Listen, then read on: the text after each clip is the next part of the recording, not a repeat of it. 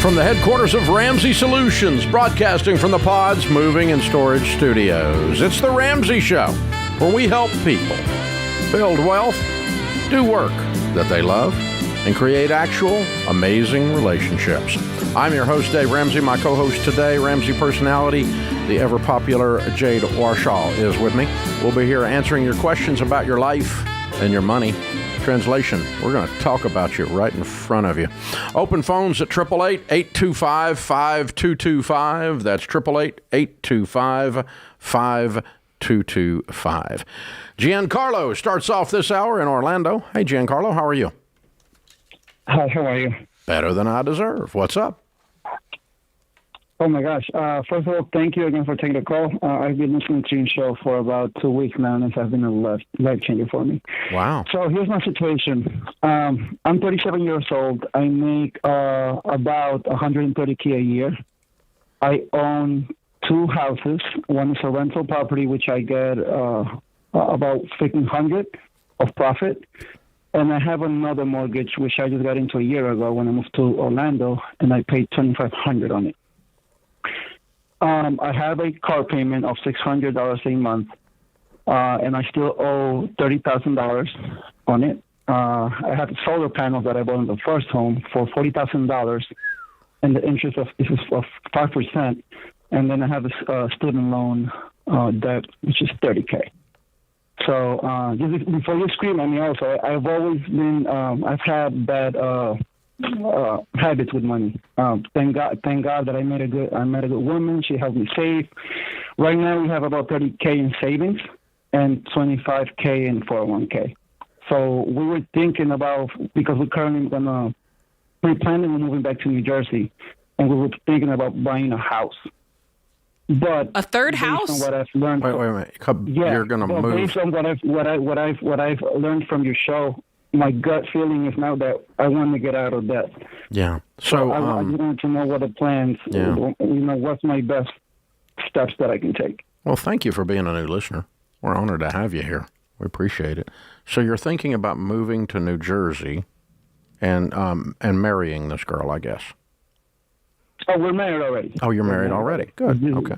But it took a long time for me to get me up to speed. That's okay. I always made good money, but I had bad habits with money. I understand. You're doing okay. And so thank you for hanging out with us. And you're going to move to New Jersey when? The end of October. Okay. All right. What do you do for a living? I work in IT. Okay. Cybersecurity. Good. All right. So the premise of everything that Jade and I and the rest of the Ramsey people around here do is based on a simple formula that says, okay, what is the shortest, fastest, safest right way between where you are and becoming wealthy? Okay? So, in other words, we're trying to figure out, okay, what's efficient, and part of efficiency is lowering risk. Does that make sense? Yeah. So let me define risk for you as a guy who owns a whole bunch of rental property, and I have for, going on 50 years now. I've almost been a landlord 50 years. That's scary. So, but the 40 anyway. So the risk is I have a rental house in Orlando and I live in New Jersey. That's risk. That's also known as a pain in the butt. That make sense? Yeah. So I'm going to always move you, and I like real estate. I like what you're thinking about real estate. And you've obviously been thinking about money stuff, and that's what led you to find us, but also led you to do some of the other stuff you've done. So you might be bad with money in your own mind or based on what you've heard in the last 2 weeks, but I think you're a guy who thinks about this stuff a lot. And so it's going to lead me to sell both houses when I move to New Jersey, and maybe the $30,000 car, and get a good start for a good fresh start, because I know for sure, having walked the path with millions of people, that the fastest way for you to become wealthy is to get control of your $130,000 income and quit giving it all to everybody else. How does that hit you? I hear you soaking it in, Giancarlo. I am.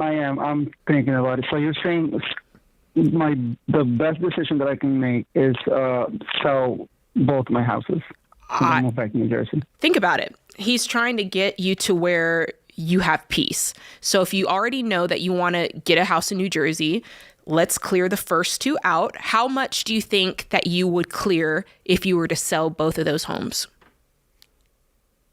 I can probably buy a house cash if I would sell. Oh, Look at that.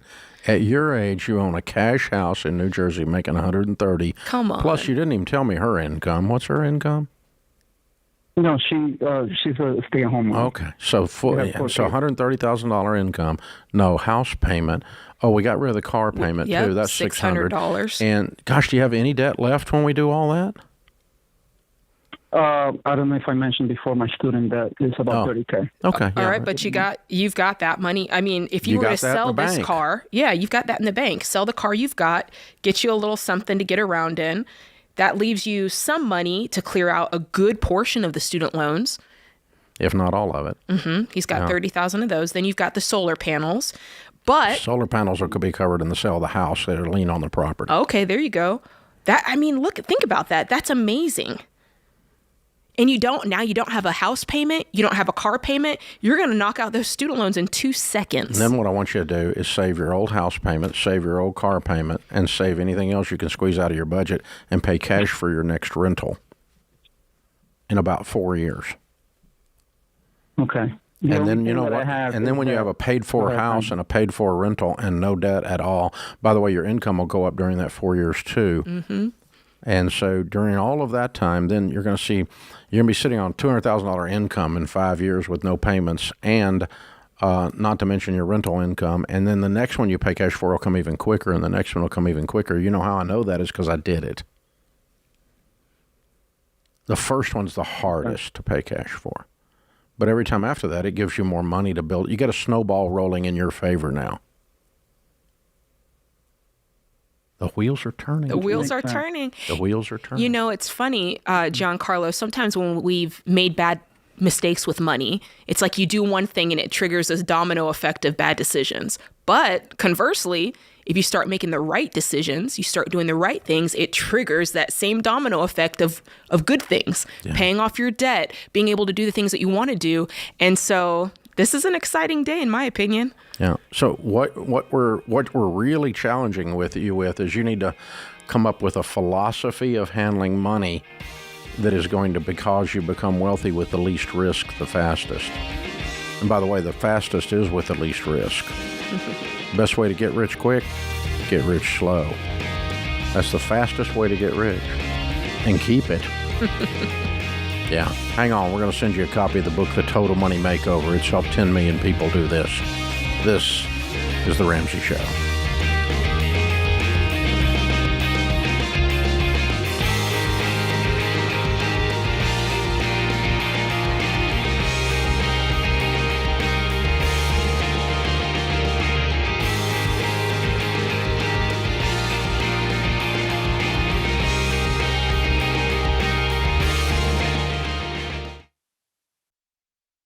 If you're like most people, your home is your most valuable asset. And when you want to make improvements, it can feel like everything costs too much or takes too long. But something as simple as custom window coverings from Blinds.com can completely change your space and add value to your home. We've recommended Blinds.com for over a decade, so you know you can trust them. From blinds, drapes, and shutters to motorized shades, they make it easy and affordable to upgrade your entire home, and their team is ready to help with everything from design consultation to measuring and installation. Plus, there are never any misleading quotes or hidden fees. Everything's backed by their 100% satisfaction guarantee, and shipping is always free. See why Blinds.com is the #1 online retailer of custom window coverings. Go to Blinds.com now and save 45% off selected products. Visit Blinds.com today for more info.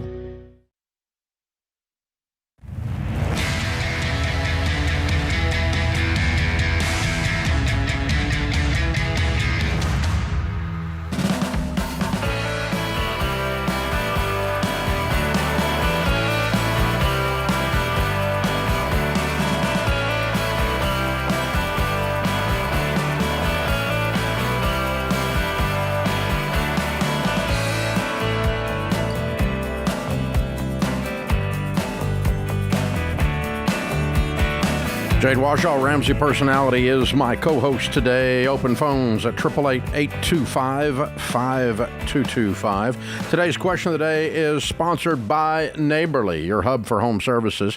If you own rental property, Neighborly's local real property management offices can manage them and help you optimize your ROI and peace of mind. Visit neighborly.com to schedule a consultation with real property management pros near you. Today's question comes from Jenny in Arkansas. She says, if I'm on baby step 3, do I still need baby step 1 of $1,000, or does that become part of the fully funded emergency fund?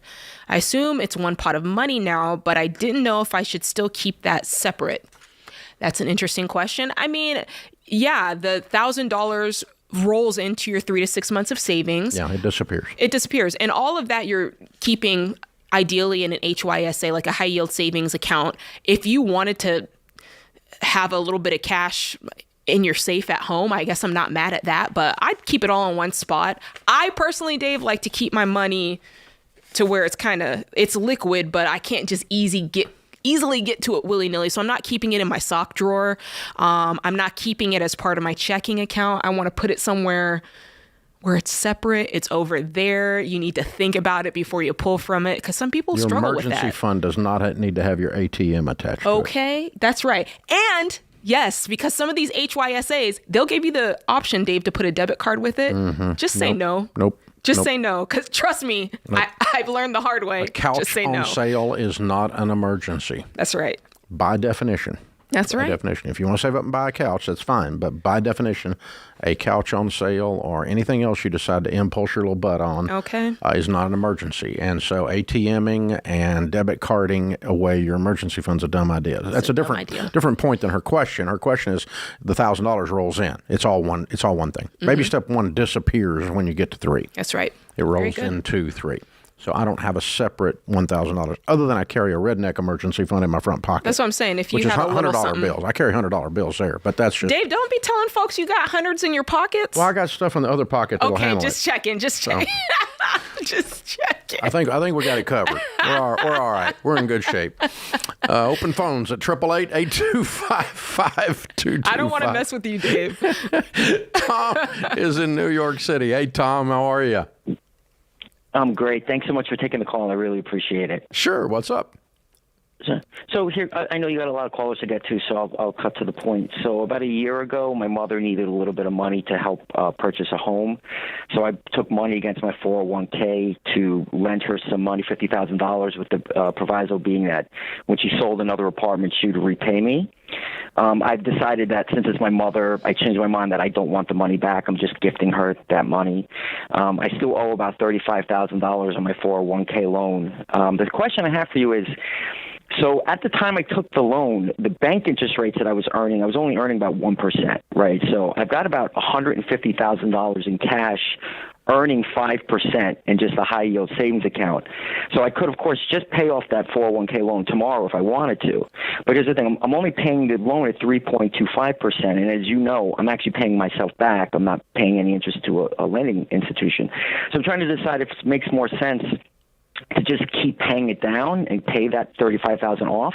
You know what happens? You know what happens to 90% of the years that follow a bear market in the stock market?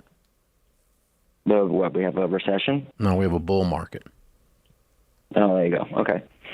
And if you'll go back and look at your stock market trend histories, you'll see that almost every time following a bear market, we see a 15 to a 25% rate of return the year following.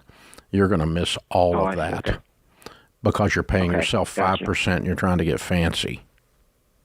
Right. Okay. Never borrow on your 401k. Never use borrowed money on your 401k to try to build wealth, and never try to arbitrage the money on your 401k to make a spread, in other words, which is what you're talking about. All of these things are you're nickeling and diming. You're stepping over dollars, picking up nickels. Okay. Well, just let me throw one other caveat at you to just see if it changes anything. So I only have about 10 more payments on my mortgage on my apartment, but I do need to sell it and upgrade to a larger space because I have a child now. So I am trying to stockpile cash for the down payment. So does that change the equation at all? That I want to have as much as possible. I wouldn't tell you to borrow available on your 401k to buy your new apartment. And essentially, it's the same thing if you don't pay it off. Okay. I'm still paying down a loan. In other words, if you don't pay this loan off so that you can put more money down on the new apartment, which is your question. Did I understand you right? Mm-hmm. Correct. That has the same effect on your finances as if you had borrowed on your 401k to put more money down on your new apartment. Mm-hmm. You follow me? Okay. I understand. Yeah, I do. I do follow you. From a balance sheet perspective. So, no, it does not change the equation. As a matter of fact, it puts more pressure on the answer for you to do it the way we said. Clean this up and quit trying to borrow your way into wealth. It doesn't work. Okay, gotcha. Okay, Thanks for calling, man. We appreciate it. Sorry, I hit the button a little quick. I'm out of practice. I don't know, Dave. I feel like you had a little snappy on that. No, I didn't mean to. I'm just out of practice. I'm out of practice being nice. That was pretty nice. That was pretty nice. I felt some heat waves coming off you, but did you? A little bit. Okay. I'm here for it. Are you? Yes. Good. Okay. I'm glad. Well, word is while I was gone that you were the one doing that. So what do I know? Look. I'll let you be the pit bull today, and I'm just here. I'm not the pit bull. You want me to be? Do I get to be the pit bull? Yeah, you're in charge. You're in charge. You and Rachel. All right. If we didn't think you were in charge, you're in charge. Rosalind's with us in Kansas City. Hi, Rosalind. What's up? Hi. Thanks for taking my call. I have a question. We don't have any debt except for the house. I am starting a full-time job teaching next month, and my husband wants to put max everything we can for retirement. And I would like to take whatever I take home to put towards paying off our house. We have a 2.25% 15-year fixed with about $227,000 left on it. And I've been subbing, and we've been using subbing money to travel. So he'd rather use what I come home. We have 3 kids out of state. So he'd rather use my take-home money to travel. And but I want to try and put a percent towards the house, paying down the house, where he says our interest rate is so low that we don't need to do that. And we'd rather invest. When you say that he wants to max out retirement, does that exceed your 15%? For me. I haven't been working full-time. I've been a stay-at-home mom. And so he wants me to catch up. And his biggest thing is retirement. He doesn't think we can retire unless I'm working full-time. We don't need the money to live. How old are y'all, really Rosalind? good income. How old are y'all? 50 and 52. So he's not concerned about enough about retirement to quit traveling so that right. much. Mm-hmm. Because that's my extra money, right? So, no, it's not extra money. I mean, it's all money. Retirement. It's all money, and it's all in one pile, and the two of you own it, and you're 50 years old. Yes. Okay. Yeah. And you traveling is fine, but when you separate it so that you get to do what you want to do, that's called spoiled. And so, no, that's not a plan. So, what we're going to tell you to do is take your whole household income. You take your whole household income times 0.15, 15%. Okay. That much should be going into retirement. Any money that's left over in your budget above 15% going into retirement should go to paying off your house extra if there's any left after you travel. Mm-hmm. But 15% ought to be going into retirement right now, not 20%. That's right. Not maxed out, not 2%. And quit separating your income. It's one pile of income. And attack your retirement with that 15%. Then pay on the house if there's money left after travel, and that'll address the travel issue. This is the Ramsey Show.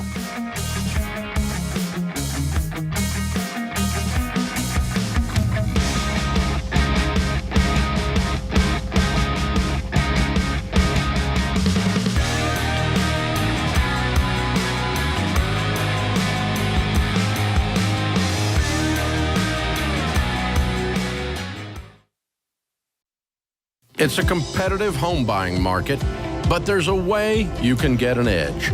Churchill Mortgage works with you to understand your budget and your goals. And the Churchill Mortgage Home Buyer Edge offers you fast pre-approval and a secured interest rate. Plus, Churchill has bumped up their seller guarantee to $10,000, giving your offer the best chance of being accepted and helping you win in today's market. Go to churchillmortgage.com today to learn more.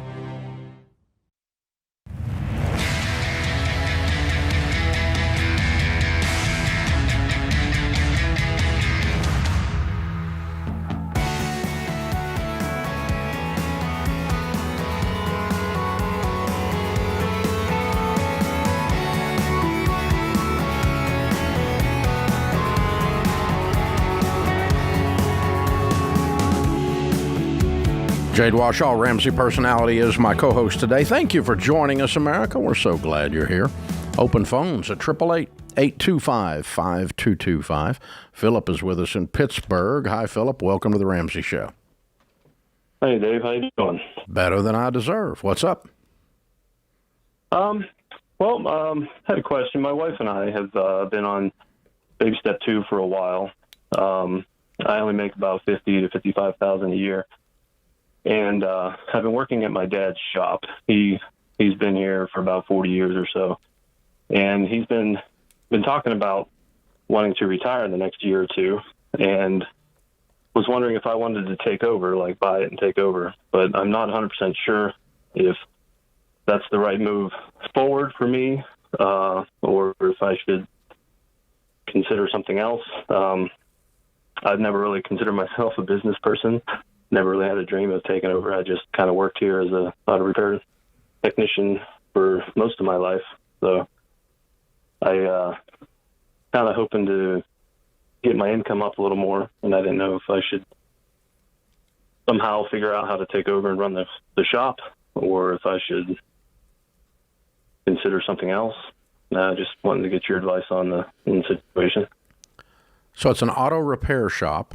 And you're an auto repair technician, and he owns the shop. And how many bays? Right. How many bays is it?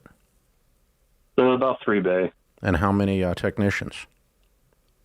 It's just me, and Dad does some of the repair work when he's not running the office. And we have one other guy that does body work, but he doesn't really do technician stuff. So your dad does not turn wrenches anymore? Sometimes, but yeah, not full time, just sometimes when we get a little behind. Yeah. And how long have you been doing this? I've been here off and on for the last 20, 25 years.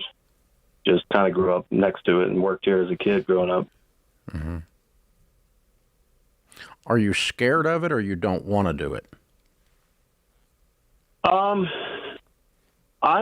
not very good at like making decisions and being the final authority on things. So I didn't think running it would be a good thing, but I also don't know if that's something I can learn to make it profitable. So it's kind of both, I guess. How old are you? I'm 36. You make decisions working on the cars every day.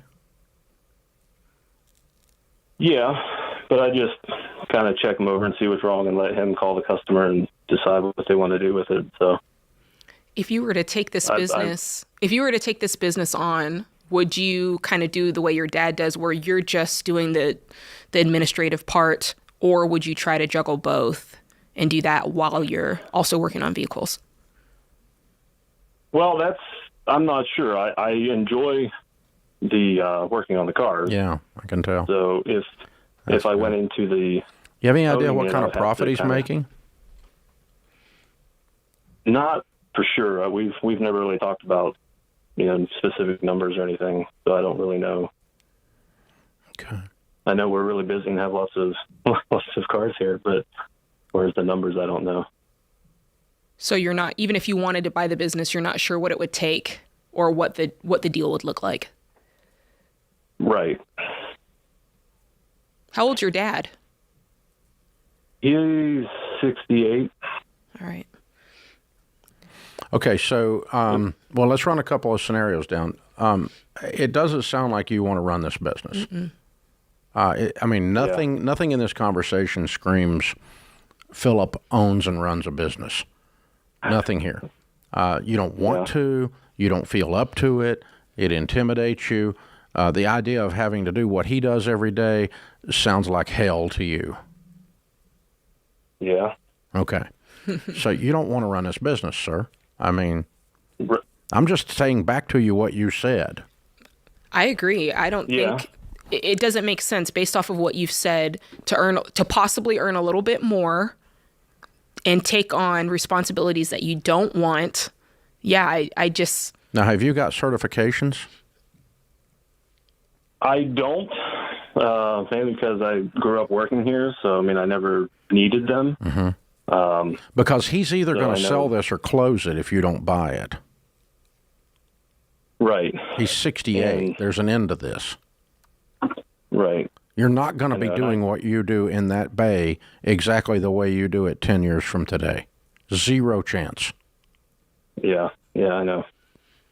Is there a way... I just don't know the right way to talk to him about it or see how to move forward if I don't take it over. Well, the way forward is you're going to be working for somebody else, and you're going to have to go get some certifications to do that, probably. Yeah. To prove that you know what you and I know that you know. You know it, but you're going to have to be able to prove it to work in a dealership or work in a more certified shop situation, right? Am I wrong? Yeah. No, yeah, you're right. Yeah. Yeah. So, and I don't know. I have no idea. But I can't think that you're going to be happy doing a bunch of stuff you don't want to do just for some more money. Yeah. Even if it doubled your income, it doesn't make it fun. That's right. Right. Yeah. So, the idea of dealing with the customers, and you know and I know that a percentage of them are crazy, especially when their car is broken down. It's like having a root canal. Nobody's happy, right? And so dentists and car repair people, they deal with unhappy people all day. And so, it's you don't want to deal with the people side of this. You like making the car run, not the business. But are you feeling any pressure to keep this business going? Like, is your dad? Yeah, Dad wants him to do it. Keep it in the family? Is that what it is? Yeah. He said that he would like to keep it in the family, which. And there's no one else that's like, hey, I'm in management. I'd love to be part of this. That's part of the family. No, none of my siblings have shown really any interest of wanting to take it over. Yeah. So you're going to be working for the person that buys it, or you're going to be working for someone else when it closes. Yeah. Or you're going to buy it. So change is in your future, Philip. I just don't know what the change is going to look like. And a good idea is to try to decide in advance which change you want and cause that change to happen rather than let this whole thing happen to you. So sitting down talking to your dad, Dad, I love you, and it's been fun doing all this together all these years. I would get no joy. I would get sheer terror. I would get pain. I would get ulcers from trying to do what you do every day. I don't want to do that, even for more money. And the fact that you love me enough to want to offer this to me is very kind. Thanks, Dad. I appreciate you. I appreciate getting to work with you all these years, and I'll work with you as long as you want to keep running it. But I'm not your buyer because I don't want to run a business. It's not my goal. Even if he bought it and then hired someone to do like day-to-day tasks, I still don't think that'd be good because he'd still have to have some, you know what I mean? You still have to have involvement in that part of it. When you run a business, it's different than working on a car. Yeah. And when you run a business, it's different than installing heat and air. Yeah. When you run a business, it's different than painting. Whole different skill set. And so if you're a really great painter and you decide you're in business for yourself, well, now you do accounting and you do marketing and you do personnel and HR and you do deal with bankers and you deal with the customers and you deal with all their crap and you deal when they're happy and when they're not happy and you make all that stuff when you're running a business. It's different than doing the task that the business does. And so oftentimes people become accidental entrepreneurs. That's right. Because their business grows, the need for their thing they're good at, in his case, working on a car, is so strong And we do need great people working on cars. Right. We all definitely need great people working on cars. But the need is so strong that you confuse that with running the skills. The skills to work on a car are different than the skills to run a business. That's right. And Philip has recognized that, and that's wisdom. That is wisdom. Yeah. He's going to have to find a new job, though. Yeah. Sad. It's transition, though. One thing you can count on: change. This is The Ramsey Show.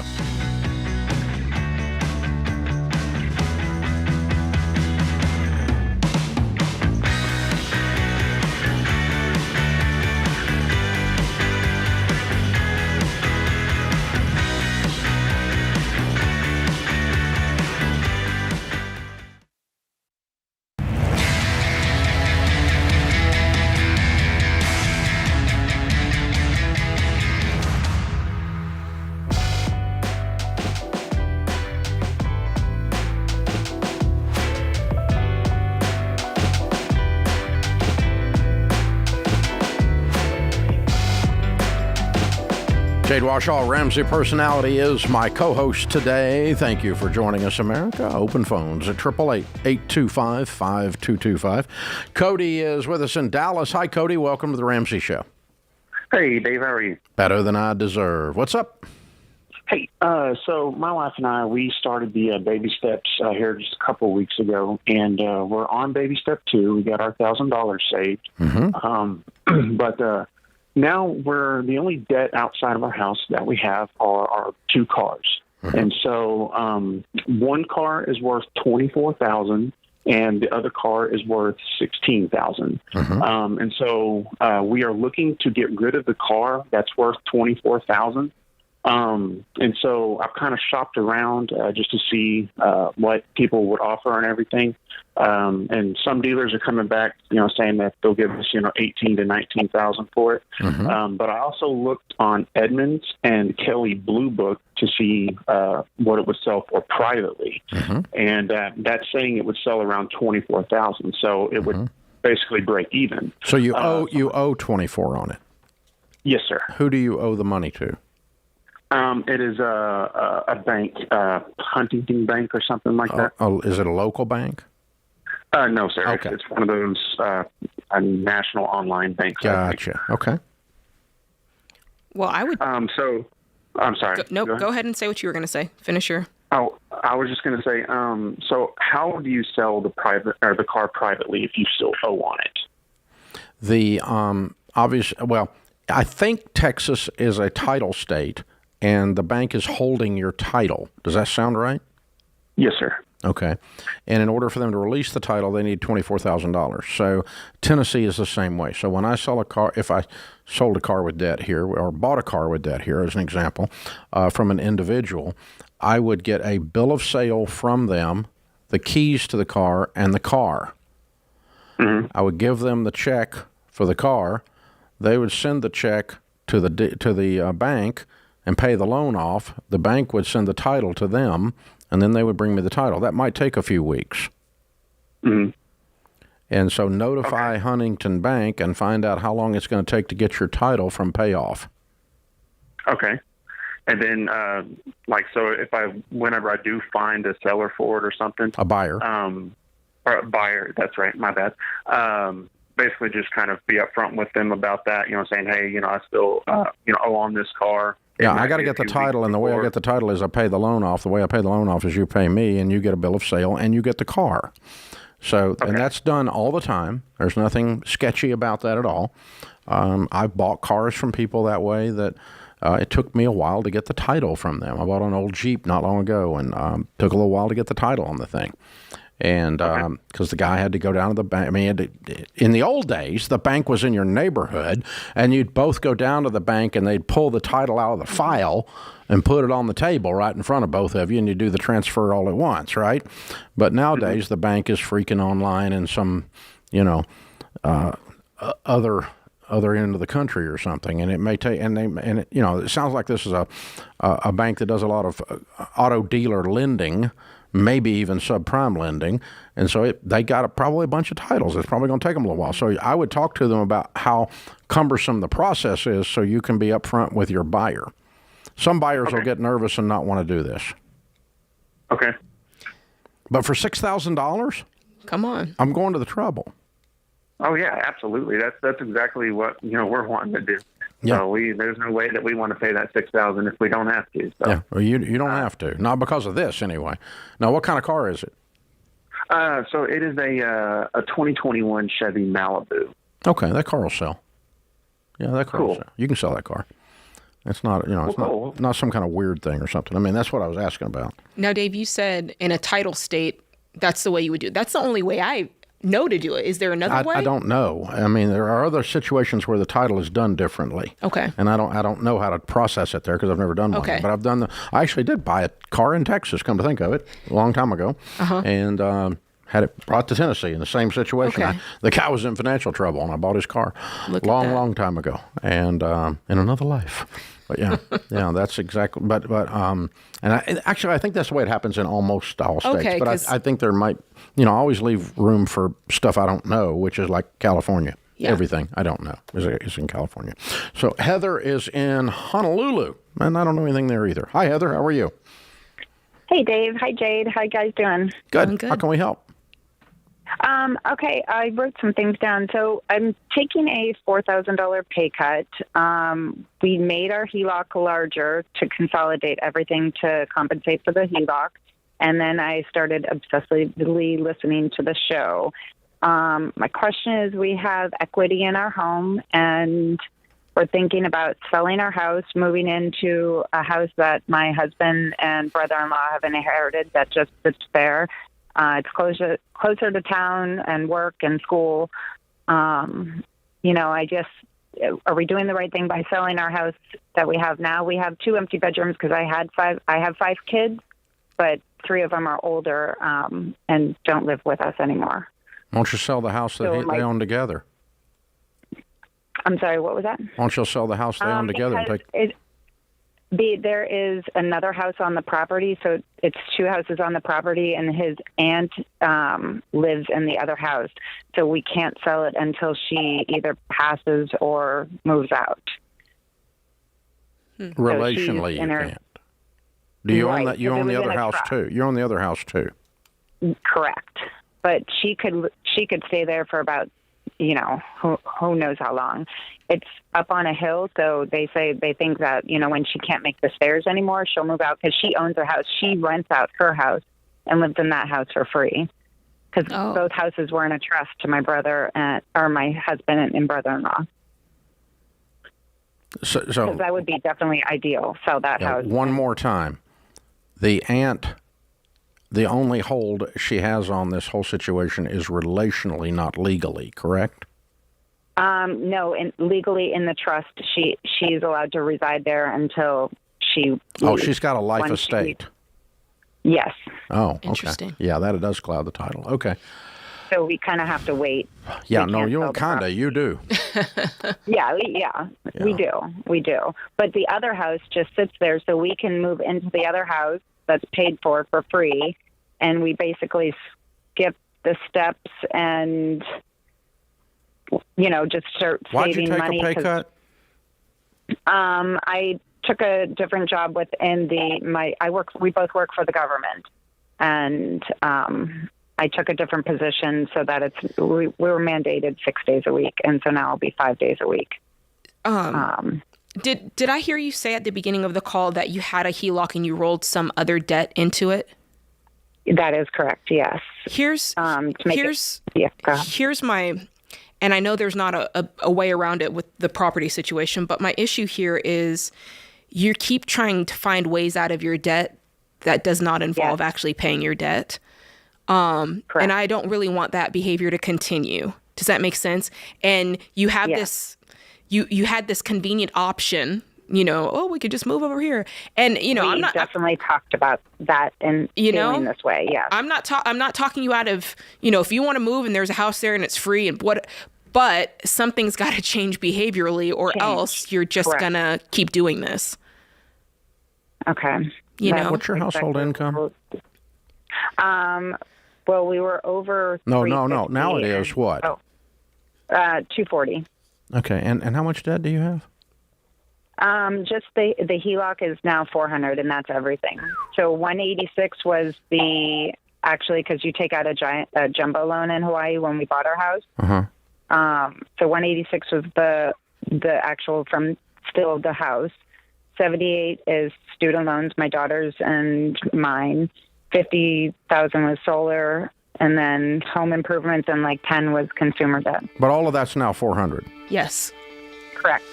Why don't you live on beans and rice making $240 and pay off $400 and just stay? You don't like your house?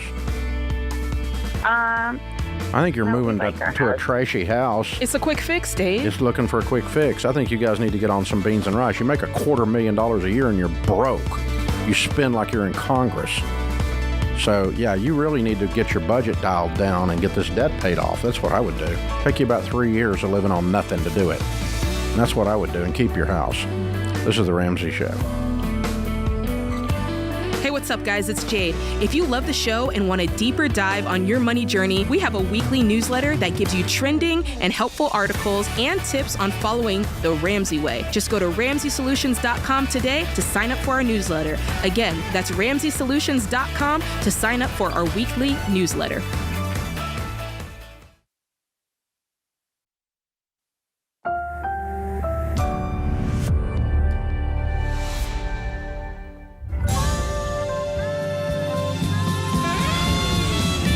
Live from the headquarters of Ramsey Solutions, broadcasting from the Pods Moving and Storage Studios. It's the Ramsey Show, where we help people build wealth, do work that they love, and create actual amazing relationships.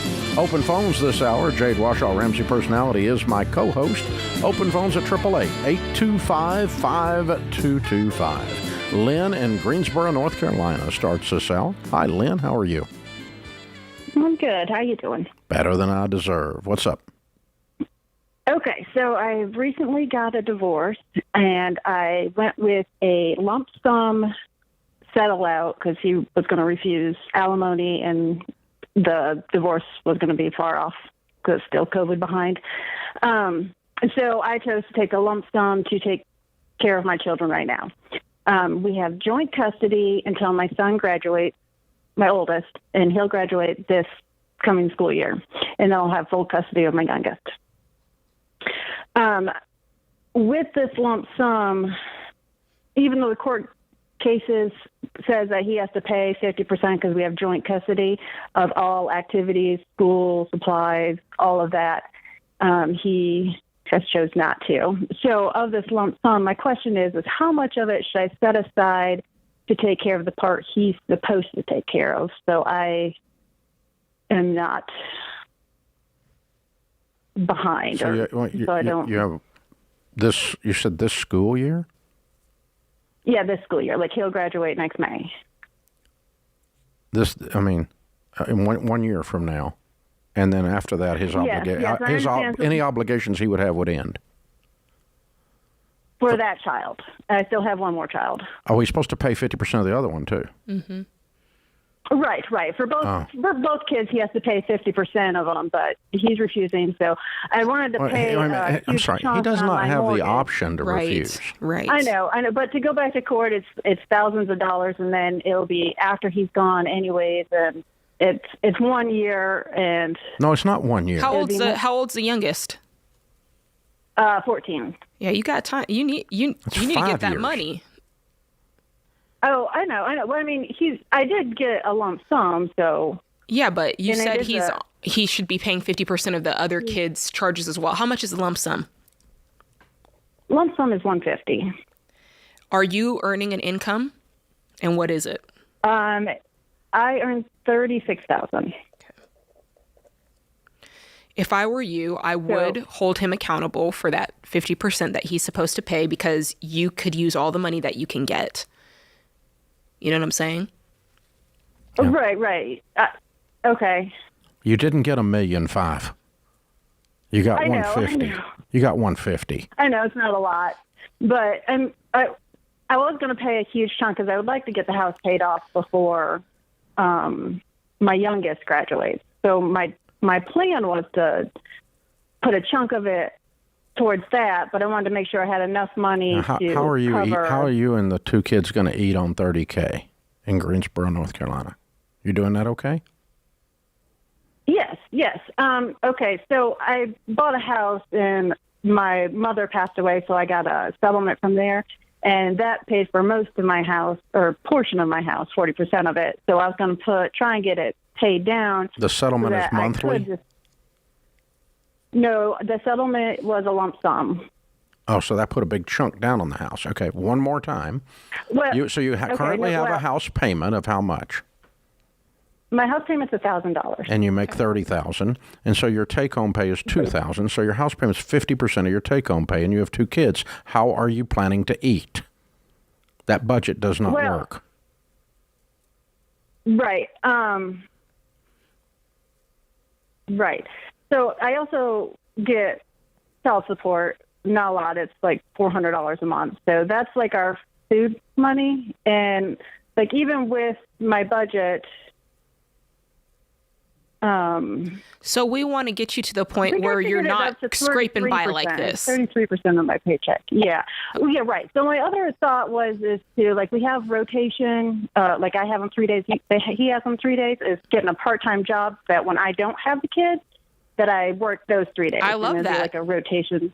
I love that because, again, it's only $150,000. This is not your big windfall of life. I mean, it's great that you have this money, but the bigger thing is your monthly income.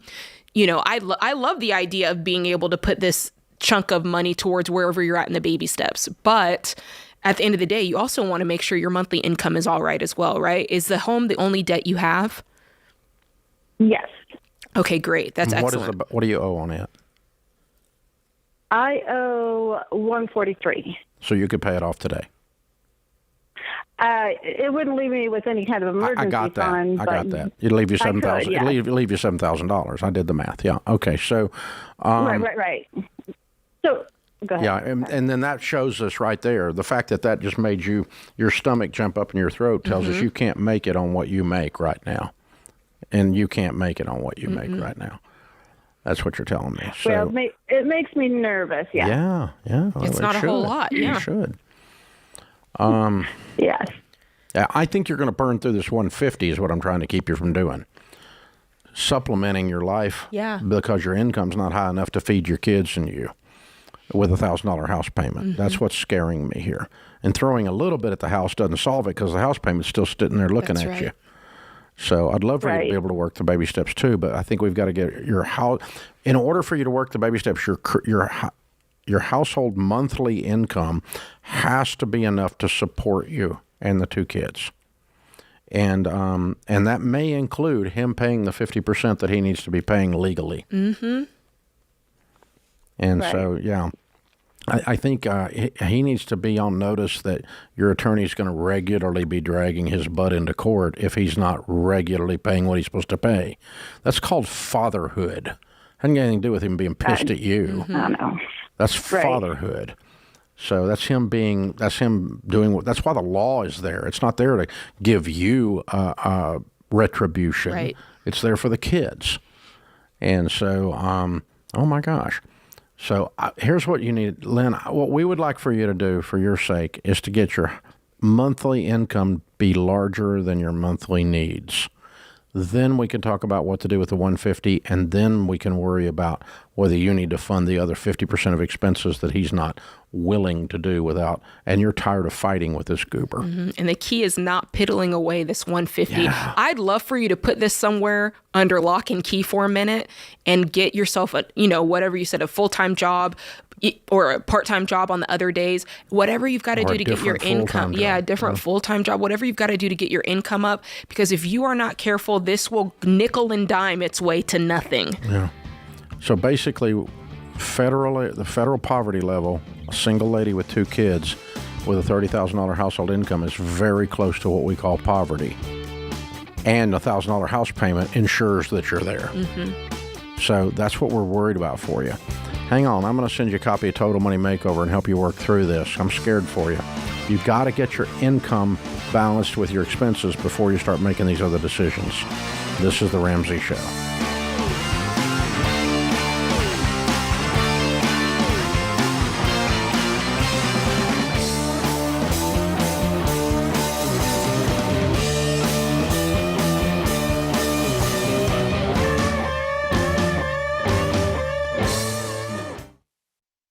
Well, you've all played the telephone game. The first person whispers a message to the second person, who whispers it to the third, and so on around the table until the original message has completely changed. Multiply that confusion by 100 if you run a business with different software systems that don't talk to each other. That's why there's NetSuite by Oracle. In the early days of Ramsey, we were using different systems for all of our business units. We needed one single source for accurate data.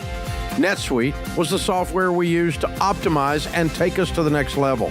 NetSuite gave us the visibility into all of our numbers so that we could communicate across departments and plan ahead better. And as we grew, it scaled with us. NetSuite worked for Ramsey, and it will make a difference for your business too. Join the more than 34,000 customers who trust NetSuite to help make them smarter and make better decisions and level up their operations. To learn more, get a free product tour at netsuite.com/Ramsey. That's netsuite.com/Ramsey.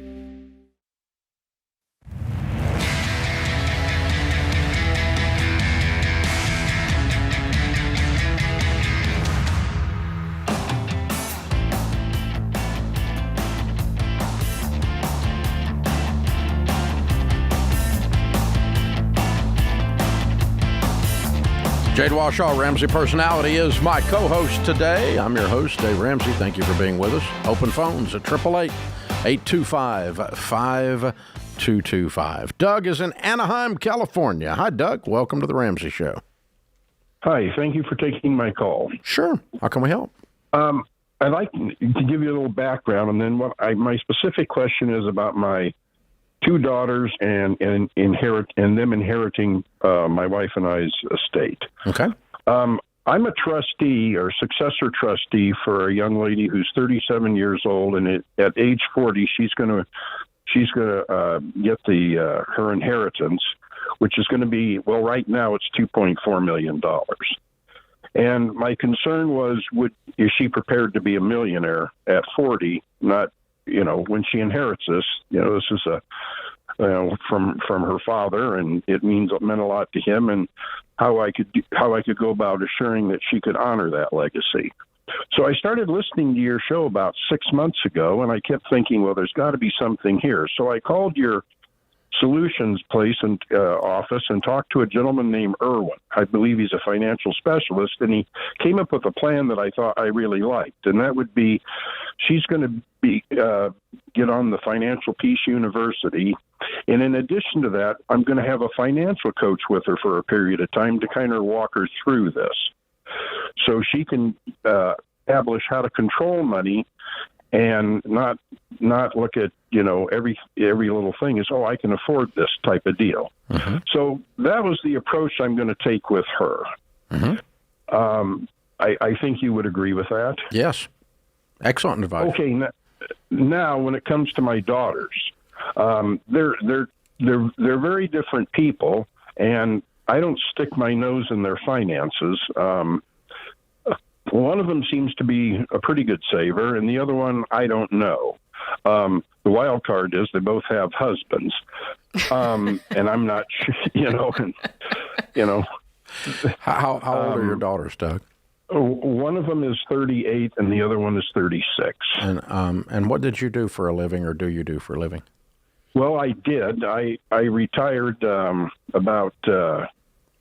retired in 2018. Mm-hmm. I had a small manufacturing business. I made wheels for cars, rims. Your background was engineering? No, my background was in high school. Oh, okay. And then I just kind of figured it out from there. Okay. I did a couple of things, and automotive was always interesting. The reason I'm me. asking is, in listening to you talk, you sound like a very process, rule-following type of a person. Well, to a point, yeah. Okay. I believe you need a process. Yeah, I'm talking to more of an engineer than to an artist. Yeah, I'm not an artist. I can't draw my way out of it. Well, I mean, in terms of the way your brain works. That's why I'm asking, because that helps me to answer the question properly. I'm trying to make sure I didn't miss something. Okay. So with the first girl, let's go to her. Let's go ahead and go with all of the advice. But I want to throw in one other ingredient, and that's relational advice. So the money that you're managing was your friend, and this is his daughter. Did I get that right? Yeah, he was my business partner. Ah, okay. All right. So I would have a cup of coffee with her to start the process of financial peace and coaching, and talk about how much you loved her dad and how responsible you feel, that you want to, you're scared to not help her the right way, and you really want to honor him by helping her the right way because he loved her so much and you loved him. You loved your business partner, your buddy that you did this whole deal with, this big manufacturing thing y'all made great money at, both of you.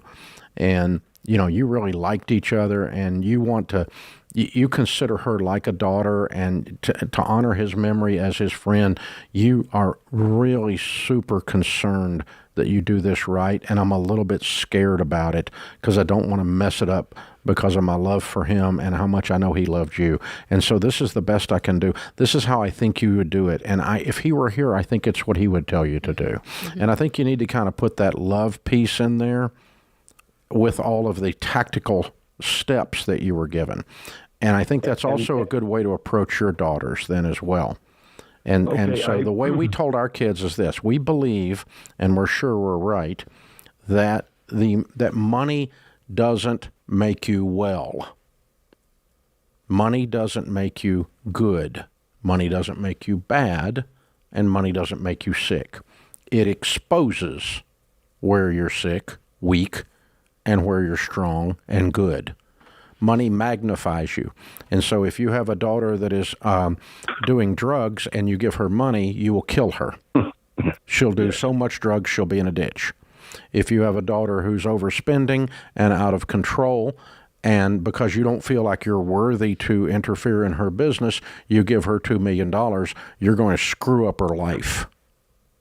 So I've told our kids, if you're misbehaving in any area of your life, including money, you will get nothing because I love you too much to magnify your stupidity.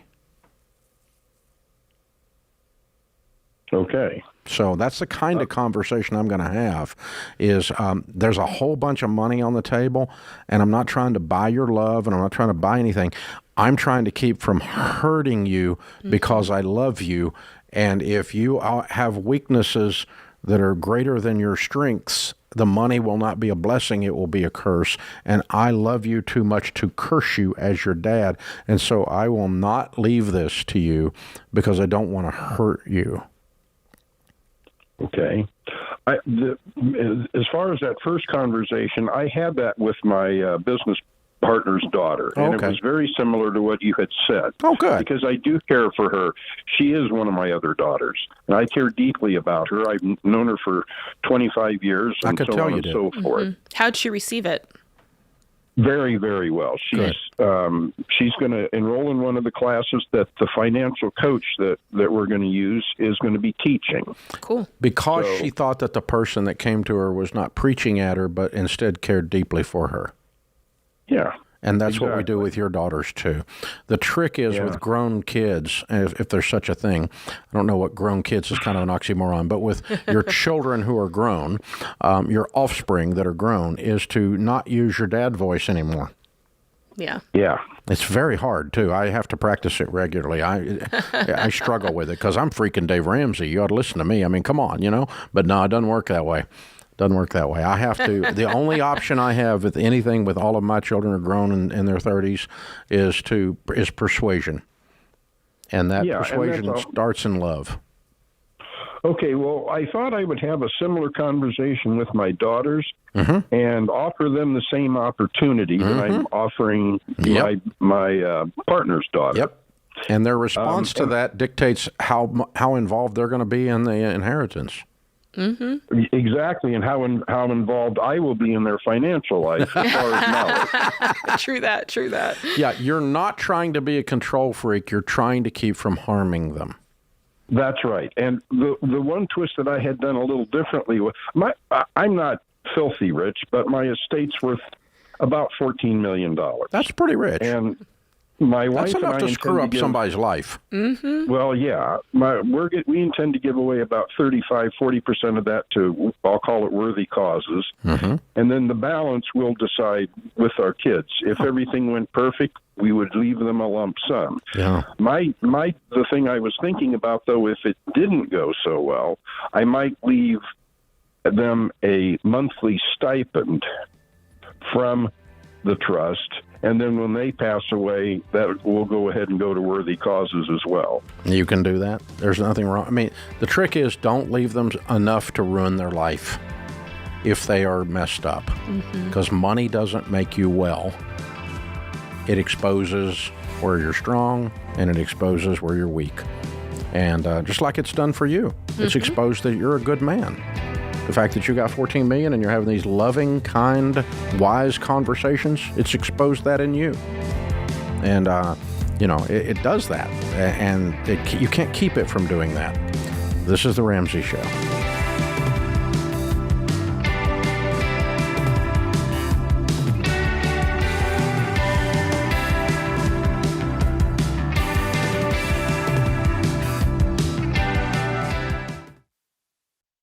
Hey guys, being free to make your own medical decisions is a big deal these days. Christian Healthcare Ministries gives members the freedom to choose the doctors and providers they want without the frustration of worrying about networks and with no waiting period to join. It's a membership-based nonprofit ministry where hundreds of thousands of Christians share funds to pay for and pray for each other's medical bills. For over 40 years, CHM has helped families living across all 50 states. So see if CHM could be right for your family. Check out more today at chministries.org/budget.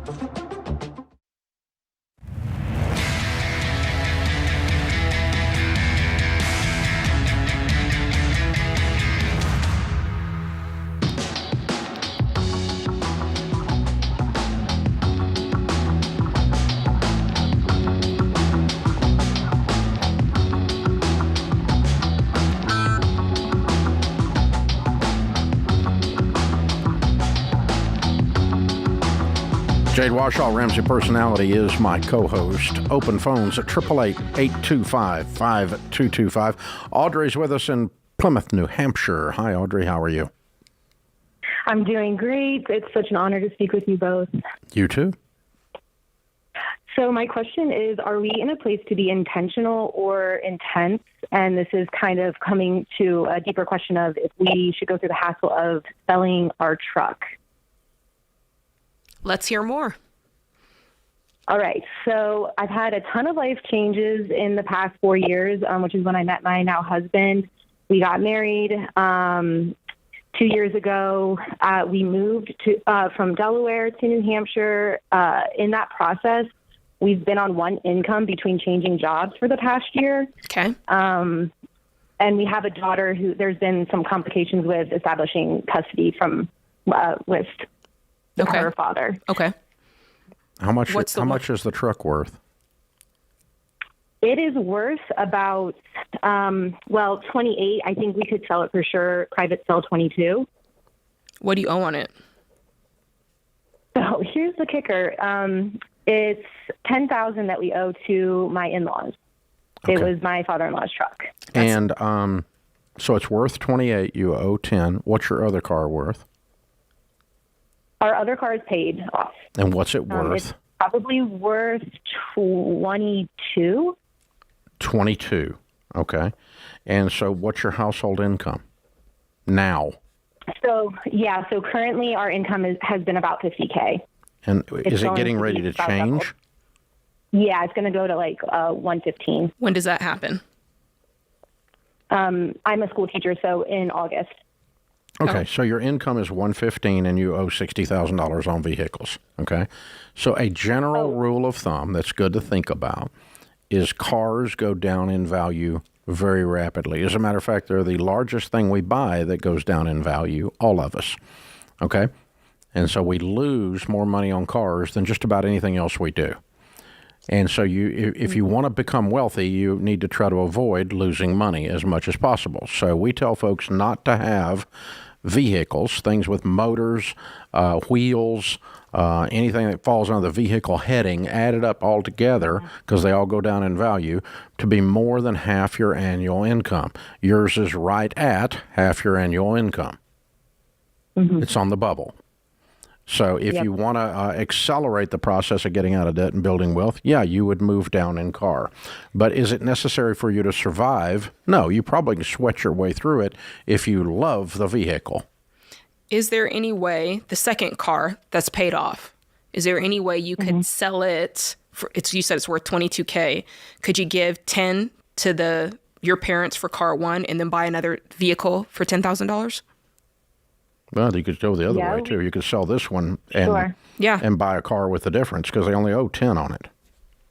That's true. 18,000. The argument that I get from my husband is that my car that's paid off, he bought brand new, and so now it's super reliable. And I don't give a crap. His train. He bought it new. You know what it is now? Used. Is this the only debt, or is there more debt besides this? There's more debt, so our student loans are about to kick in, and I've never had student loan payments before, so that's where I'm feeling the pressure. How much is your student loan debt? 37 between the two of us. Okay. And then that's it? Is there anything else? Not Correct. counting the house? Like $1,000 on a credit card, but yeah. Okay. Again, you can fight your way through $10,000 and $37,000 is $47,000 worth of debt, making $115,000. And keep the car, okay? You can fight your way through that. If you want to accelerate that by $10,000, you could sell the car and buy an $18,000 or less car for cash, and then only have the student loans to attack. But the big thing here is you two have got to get on the same page about what's important and where you want to be and how fast you want to get there. I think you could pay off $37,000 worth of debt if you live on beans and rice and don't go on vacation and quit eating out. And tighten up your lifestyle. Because you want to keep this car and you want to clear the student loan debt, you could probably pay that off in 2 years and be 100% debt-free and keep the car. Yep. But you're going to have to sacrifice for a little longer because you kept the car. And then you need to recognize, as part of that is, that we're right on the bubble, that regardless of when we bought the car, whether the car was new, whether it was used, whether I lived in New Hampshire, whether I lived in Delaware, it doesn't flipping matter. What matters is you got a lot of money tied up going backward, going down in value. That's what matters. And you got to stop that for going forward if you want to win with money. In other words, the pattern, the conversation pattern you're using with your husband leads you to call me back 3 years from now and say, we just bought a $60,000 truck because my husband wanted a new one. Right. And we ain't doing that.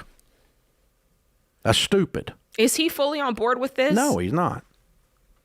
Right. We're not on the same page. Like, we plan to have a conversation when he gets home from work and really tighten up our budget and make a decision. And it seems like this car is kind of a pivotal point on which attack we take with our budget. Yeah. The car, the one that you owe $10,000 on, did you say that's to his parents? Yes. Is that why you want to get rid of the money? Yes, that's absolutely why. I don't like it. Yeah, and that's why you're willing to sell a car to do it, and he's not necessarily ready to do that. Right. Okay, yeah. So that adds to the equation as well. So because the borrower is slave to the lender, and when you have Thanksgiving dinner, it tastes different when you eat with your master. Especially when it's the in-laws. Yeah. That's all I'm saying. Turkey tastes like turkey. Yeah. Bad thing. So, you do have to have that conversation tonight. I think there's a lot of stuff you got to talk about here. A, we need to get on the same page. That's paramount. B, we need to agree that we're not going to continue to invest in things that go down in value going forward, regardless of which decision we make with this car. Okay? C, it makes me uncomfortable that we owe your parents, and it weirds me out, and it's awkward as crud.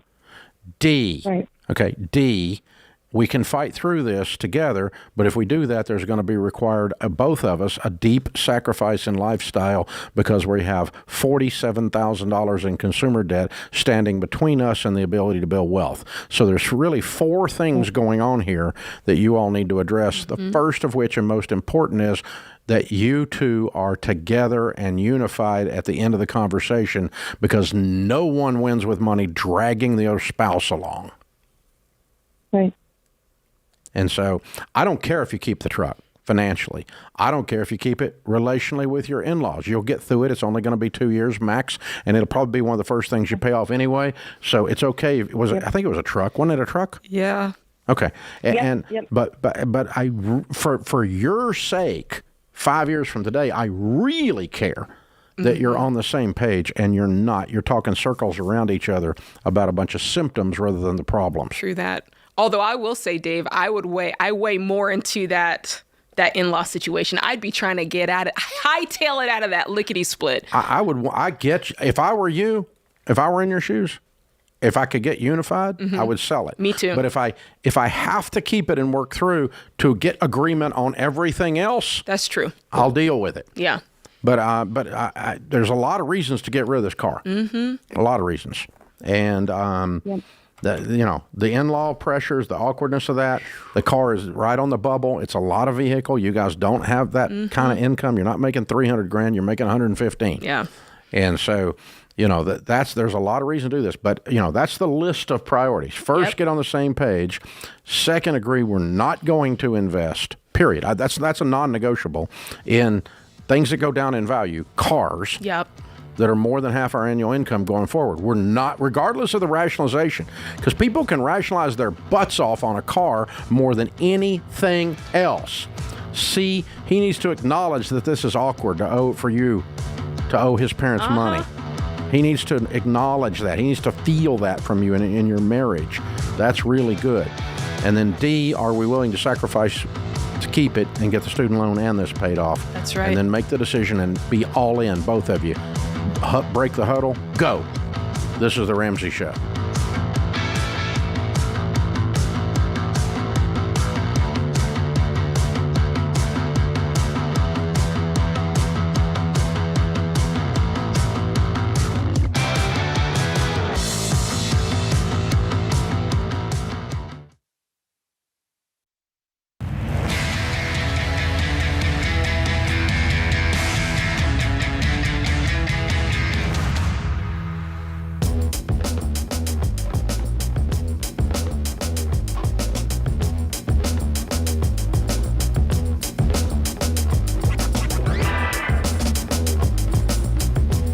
Jade Washaw, Ramsey Personality, is my co-host today.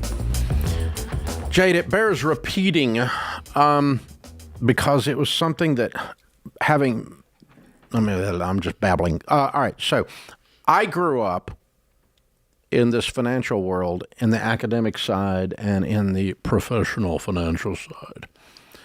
And the problem with us financial goobs, nerds, is that I thought, and most of them think, that you solve your money problems with math. Yeah, math is part of it. We always say around here, personal finance is 80% behavior, it's 20% head knowledge. The mathematics of becoming a multimillionaire you learn by the 6th grade.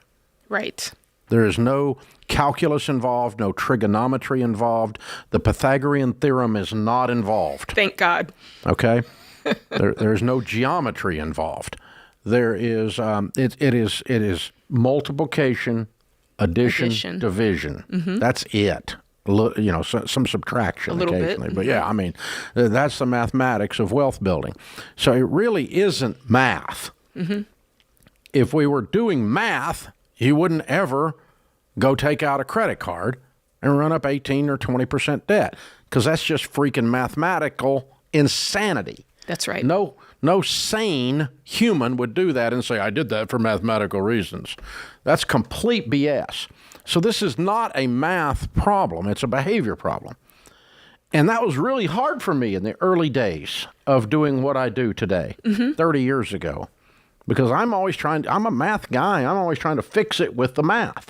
Right. But it's not a math problem. And the part that goes with that is even harder, is you're not by yourself. You got all these other dadgum humans in the equation That's called relationships, that you actually have to talk into doing crap. Yeah. That's smart. That's your kids, your grown kids, your grandkids, and most of all, your spouse. As we studied over 10,000 millionaires, over 85% of them said their spouse was a contributing factor. The unity in their relationship was a contributing factor in their ability to build wealth, meaning that over 85% of millionaires work together with their spouse, are unified in their approach to life and money. That's right. So if you think you're going to drag some princess into wealth, or princess, you think you're going to drag some guy who won't work or doesn't want to participate, I'll work hard, I'm going to get me a truck. No, you're just a redneck. That's all you are. I know you. I am you. I get it. I got a truck in the parking lot with loud dadgum mufflers. I know who you are, okay? I get who you are. But you don't work hard enough to be stupid. I'll work hard. You don't deserve spit. Shut up. You know, you got to learn to work together with your spouse. And we hear this over and over and over again. And I don't know if we spend enough time on this show talking about it's freaking vital that you're on the same page. Yep. It's vital. Accountability. That's part of the reason. One of the benefits of marriage is accountability and holding each other accountable and make each other better. And if you're not willing to get on the same page with one of your most important parts of your marriage, which is your finances, this is an opportunity for you to exercise that muscle. But a lot of people won't do it because it takes work. It'll change your marriage in a positive way when you learn how to handle money, because where you spend your money, Jesus said your treasure's where your heart is. Right. Where you spend your money says what's important to you. That's right. Thank God it's Friday. I'm going to hit the bars. We know what's important to you. You know, I'm going to save for the future. We know what's important to you. I'm going to save for my kids. We know what's important to you. I'm going to save so much, I'm going to change my family tree, my kids and my grandkids. Now we know what's important to you. I want a car. Now we know what's important to you. I want some shoes. What's those shoes Rachel's got with the red bottom? Oh, Christian Louboutin. No, those are Jimmy Choo. Yeah. Those dadgum shoes are expensive. You better be freaking Rachel Cruz if you're going to buy She can those wear shoes. them. She can get those. She can get as many as she wants. If you're going to buy those shoes, by God, you need to have some coin. I know that's right. All right? And that's just, that's a deal. But if you are a woman and you come home with those shoes and you're making $60,000 a month or a year and your kid's college funded and funded? Hello. I almost threw the pen. Dave. Don't throw the pen. I won't throw it at you. If Jade throws the pen, it's over. That is a glaring indicator that you become what's known as an irresponsible human being. You cleaned that up. I did. I've had to clean it up a couple of times, Dave. That was fun. I can't say everything I want to say, but you know what I'm saying. You know what I'm saying. Irresponsible human being. Yeah. No, seriously, if you can't, and I got to tell you, I've been married 41 years. Sharon and I just got back from an anniversary trip. We were living like no one else. We've been gone for 3 weeks, all right? Good for you. And you know what we did on that trip? Anything we wanted. You know why? Right. Because most of our lives, we didn't do everything we wanted. If you live like no one else, later you can live and give like no one else. You have to pay a freaking price to win.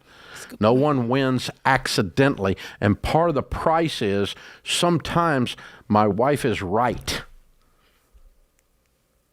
I don't like that, but it's also true. Who can find a virtuous wife? For her worth is far above rubies. The heart of her husband safely trusts her. Get this part. He will have no lack of gain. When my wife, who's a full-time mom for 38 years, has an opinion about something, maybe Dave Ramsey needs to listen to that, because maybe if I don't, it's going to cost me in excess of $10,000 every time I go against one of her feelings. Now, that doesn't mean she's always right, but it means I need to respect that, and we've got to be, if we're not in agreement on major purchases or major giving, and our giving sometimes is more difficult these days to decide on than purchases. Yeah. Because if we're going to give a chunk to something and really help some movement or something over here, and we're not in agreement, we don't both have a good feeling about the group that we're dealing with, that ministry that we're dealing with, then we don't go forward. And that's good. That's so good, Dave, because when you're not on the same page, or when the guy just thinks I'm going to do what I want, or the woman thinks I'm going to do what I want, there's a lack of respect there at the core. And that's why sometimes when we get calls and it's like, I'm trying to do this thing, but my spouse is doing another thing. I'm always like, this is not a money problem. No. At the core. This is you. He doesn't respect you, or you don't respect him.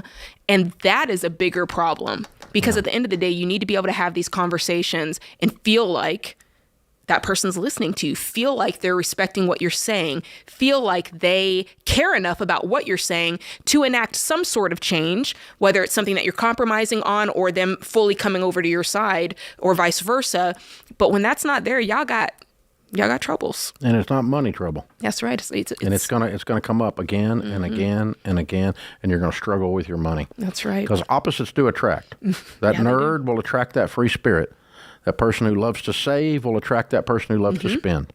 I'm a spender. Sharon's a natural saver. I'm a nerd. I like to do the budgets, the projects. She couldn't care less about the details. Yeah. This trip we were on, I've got to have everything ironed out. I got to know exactly where we're going and when. Making it up as you go is not relaxing for Dave. You got the itinerary But she planned? But she knew the itinerary, but she would just be asking me, what are we doing next? Because she doesn't want to do that. So opposites attract. And Larry Burkett used to say it's a good thing, because if two people just alike get married, one of you is unnecessary. So you need each other. You need the strengths of the other one. And you need to be unified off of those strengths. But if you're making all your decisions with half your brain because one of you is not voting or one of you's vote doesn't count in the relationship, then you are not going to win relationally, and you're not going to win with your money. There's not an exception. This is a universal rule. I'm independent. Good. Don't get married. You're going to be a useless spouse. That is so true. I'm independent. No way. Yeah. No way. Please don't screw up somebody else's life with your independence. I know that's right. When you get married, you're by God dependent, for richer, for poorer, in sickness and in health.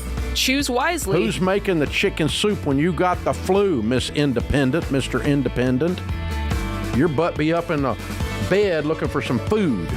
That's what's happening. Come on, that's not independent. That's dependent. This is The Ramsey Show.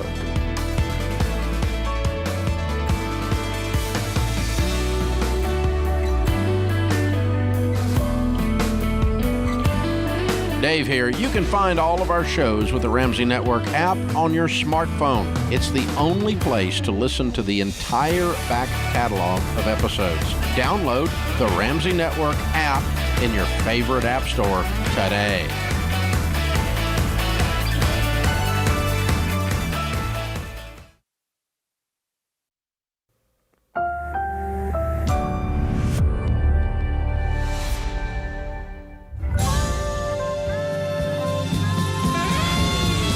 Live from the headquarters of Ramsey Solutions, broadcasting from the Pods Moving and Storage Studios. It's The Ramsey Show, where we help people build wealth, do work that they love, and create actual amazing relationships.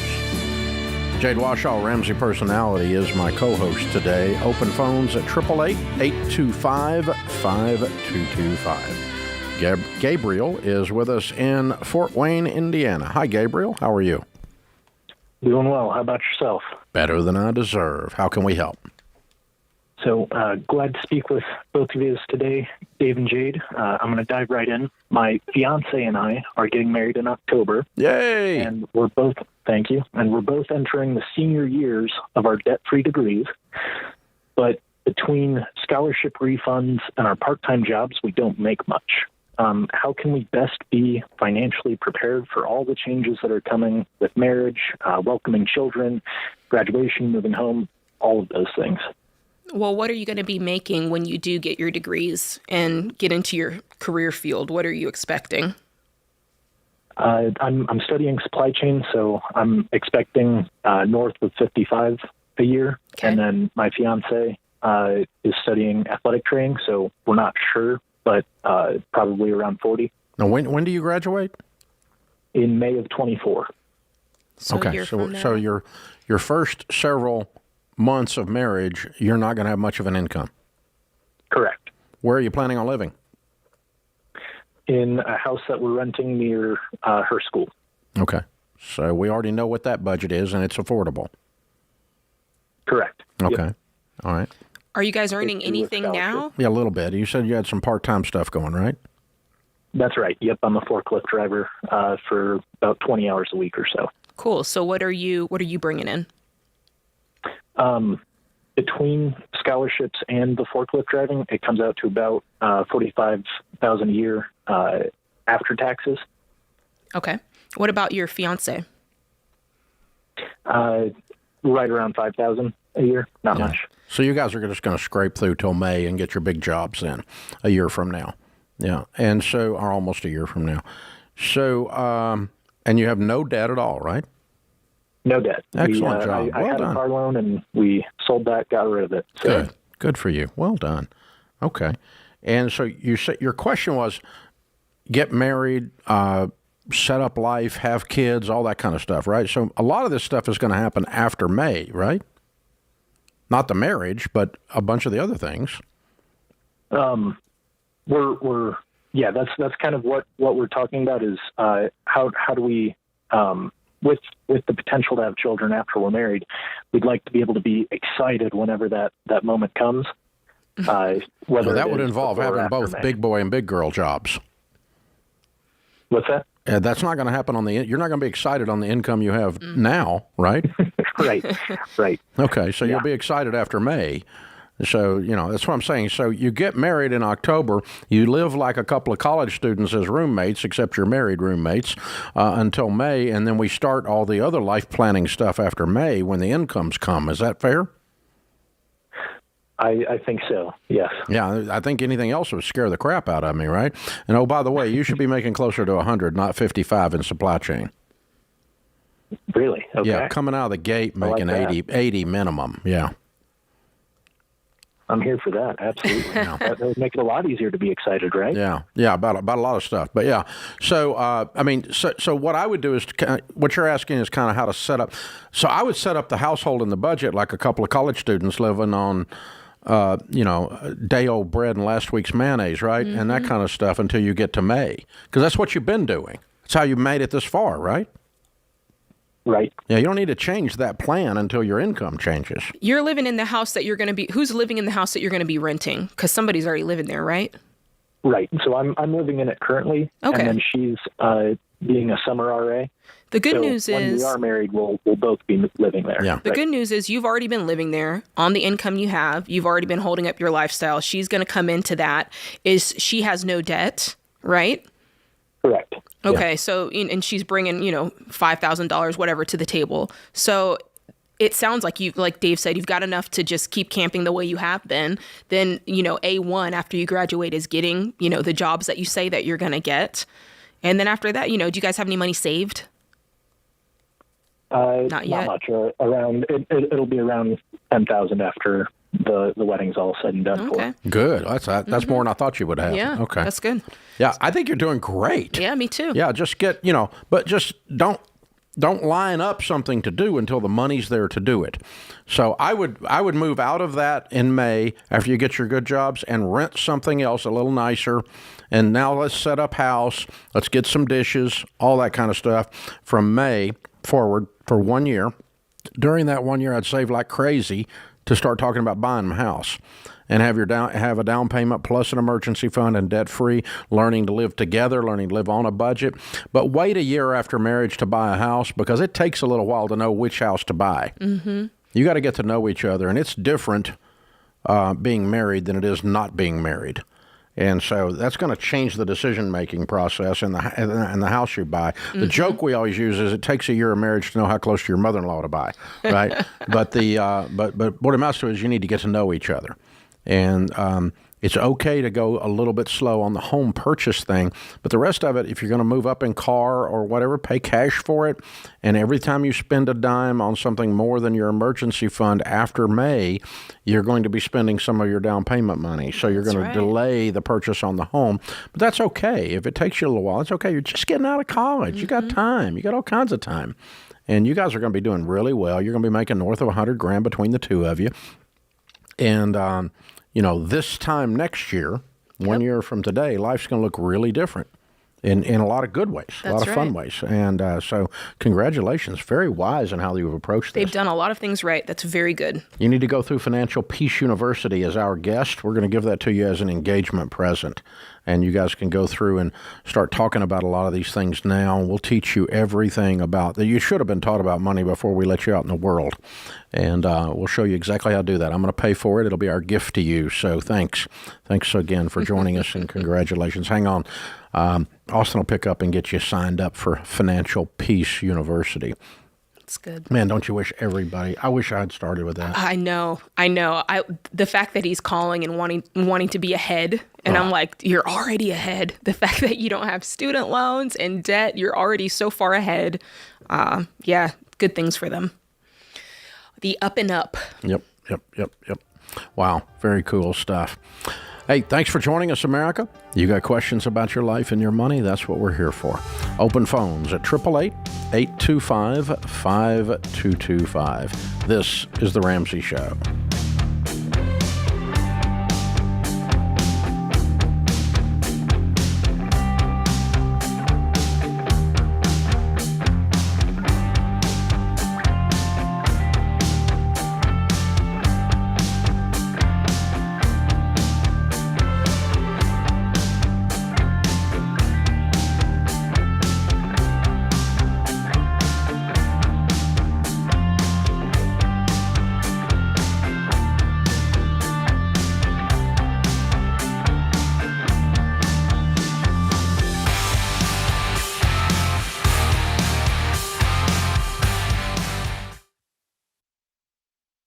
Hey, Dr. John Deloney here. I'm a huge fan of both meditation and prayer. And good mental health includes slowing down, gaining control of your thoughts, and plugging into something bigger than you. And Hallow makes it easy to start a daily practice of meditation, prayer, and finding peace. Hallow is the #1 Bible app in the world, and you can tailor content towards your faith tradition. From scripture readings and prayers to meditation and journaling, Hallow makes it easy to practice prayer, meditate, and build a deeper, more meaningful spiritual life and rediscover true peace. Go to hallow.com/Ramsey today to get 3 months of Hallow for free. That's hallow.com/Ramsey.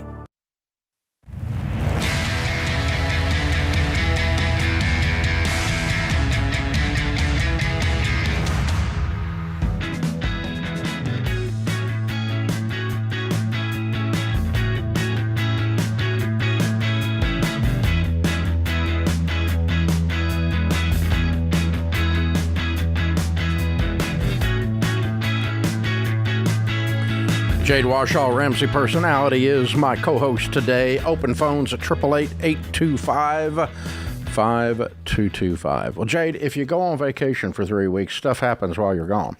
Yeah, a lot happened while you were gone, So Dave. first thing happens, Supreme Court rules and says President Joe Biden does not have the power to forgive student loans.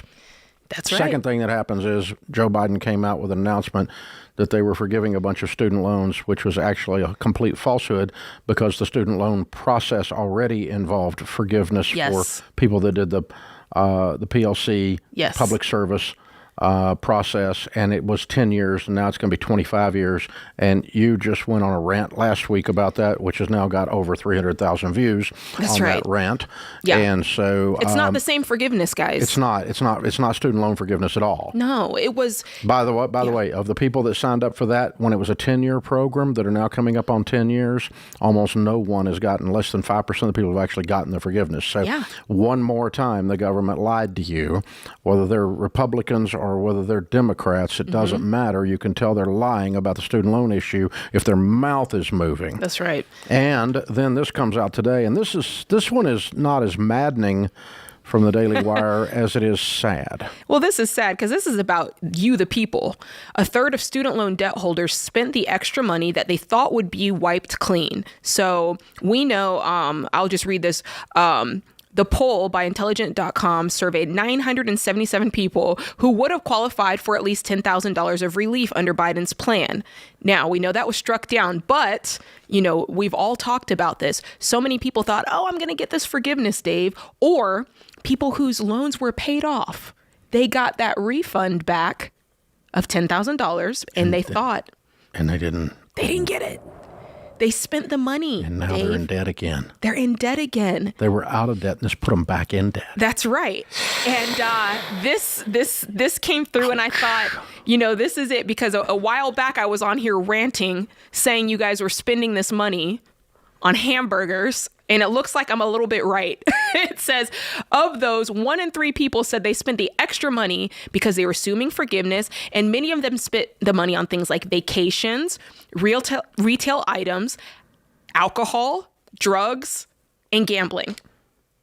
Sounds responsible to me. I would have been happier with the hamburger. Alcohol, drugs, and gambling? Okay, we need Dr. John Deloney in here, but this is unbelievable. It's very believable. Over half of borrowers now say they don't feel prepared once student loan repayment starts back up in October, with 35% saying they're very unprepared. Well, we got a little time. Let's get prepared. Let's get prepared, guys.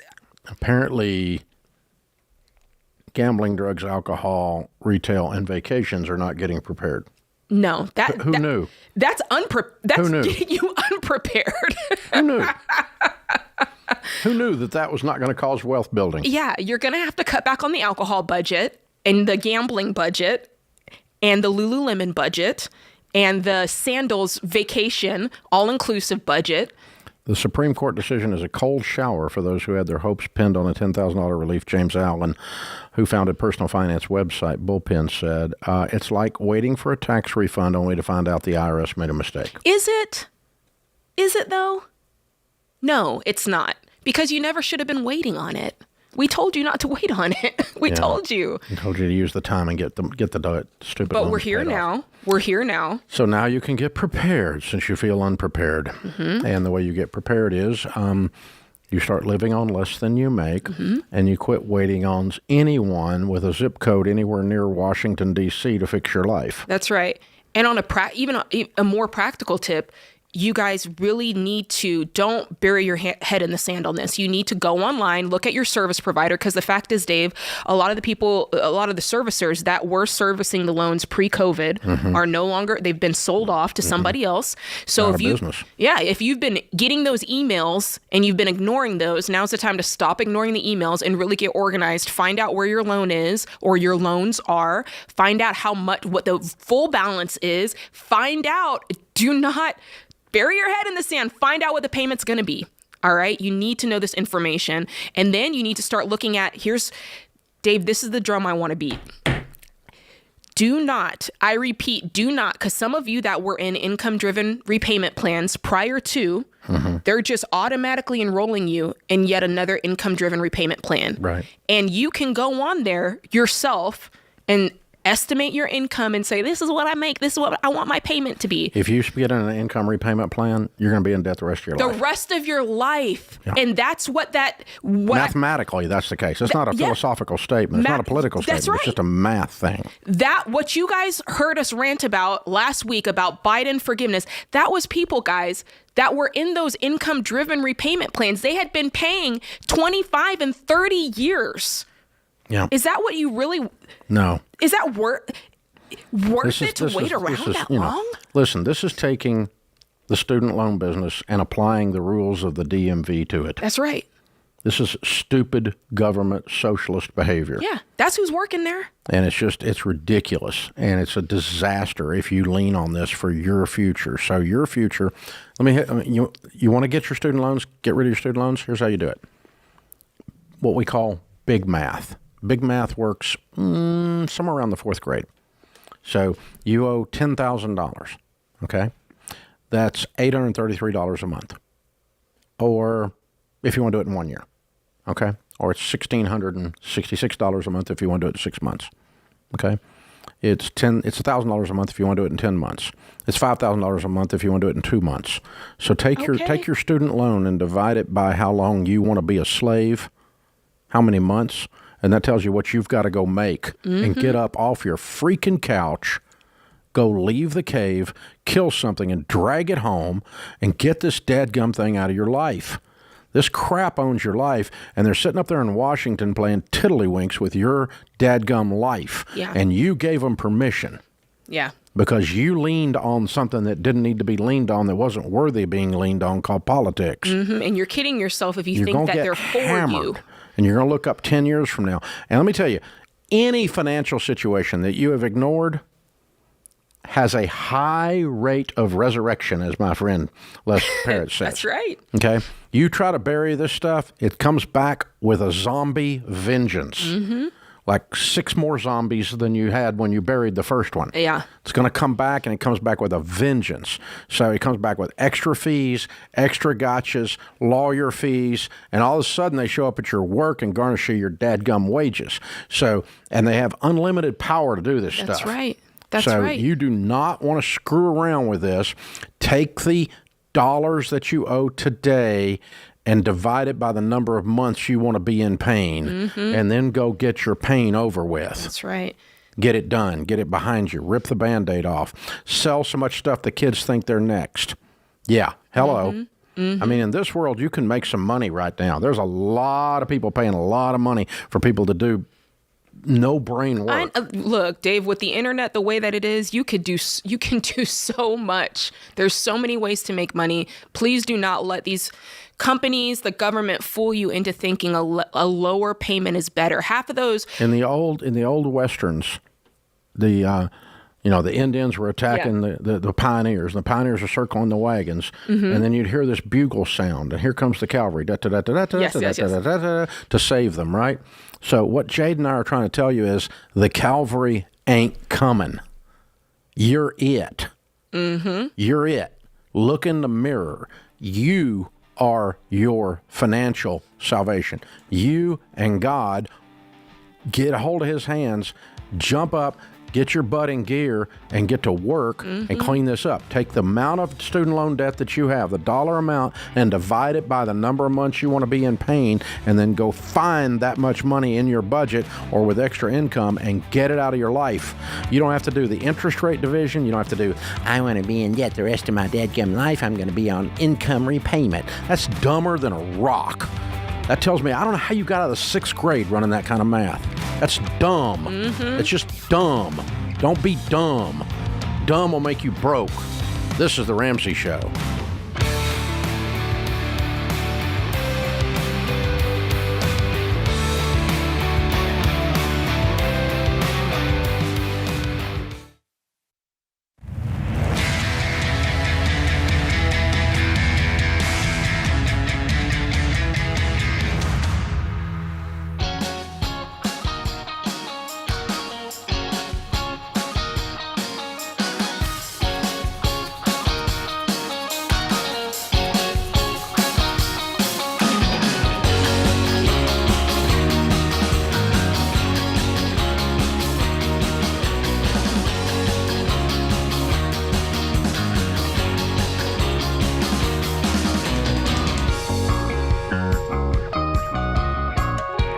Thank you for joining us, America. Jade Washaw, Ramsey Personality, is my co-host. Zadie's with us in Denver. Hi, Zadie. How are you? I'm great. How are you guys? Better than I deserve. What's up? Well, thank you so much for taking my call. I'm calling because my husband and I have been following your baby steps since we got married 3 years ago, and we paid off our student debt in 2020. Yay! What you said about the student loans, hopefully we're not part of that sucker group. But anyway, so thankfully he's getting a master's now, and we are paying cash for that. But my question is actually related to buying a home. So he has about a year and a half left. We're paying cash for that master's, and we are trying so hard to save up money to buy a home here in Denver. Ooh, expensive market. What I want, yes, exactly. So what I want to talk to you guys about is we're trying to maintain some sanity here while saving up a lot of money for a down payment. I'm hoping to save up about $200,000 for most homes that are, modest homes, about $500,000. Yes. So we're trying our best to do that, but it's looking like it's going to take 3 to 5 years, which I'm thinking means that we have to be gazelle intense. But I'm kind of wondering if you guys have any insight for that, because again, we're trying to maintain our sanity here. So his master's is in what? He's getting a master's in marriage and family counseling. Okay. And what's he do for a living now? What he does, he works part-time for an extension of the foster system. He helps kids and families, and he supervises. So when he's a licensed therapist, what will be the change in your all's income? Did you calculate that as part of the equation you gave us? Yeah, I did. So part of it is, now that I'm new to the Denver area, I can be a travel nurse here because I'm a nurse, and I can make very good money doing that. Last year, I made $200,000 as a travel nurse. This year, I'm making less just because contracts are not as good. I'm making closer to like $120,000, $140,000. Yeah. Eventually, the travel nurse contracts will go away altogether when we live here permanently. So I'll make about probably 80 to 100 at that point, and he'll probably make about 75. So actually, the thing is, our income won't change a whole lot because my income's going to go down so dramatically. That's fair. Okay, good. You figured this out. You're ahead of me. Well done.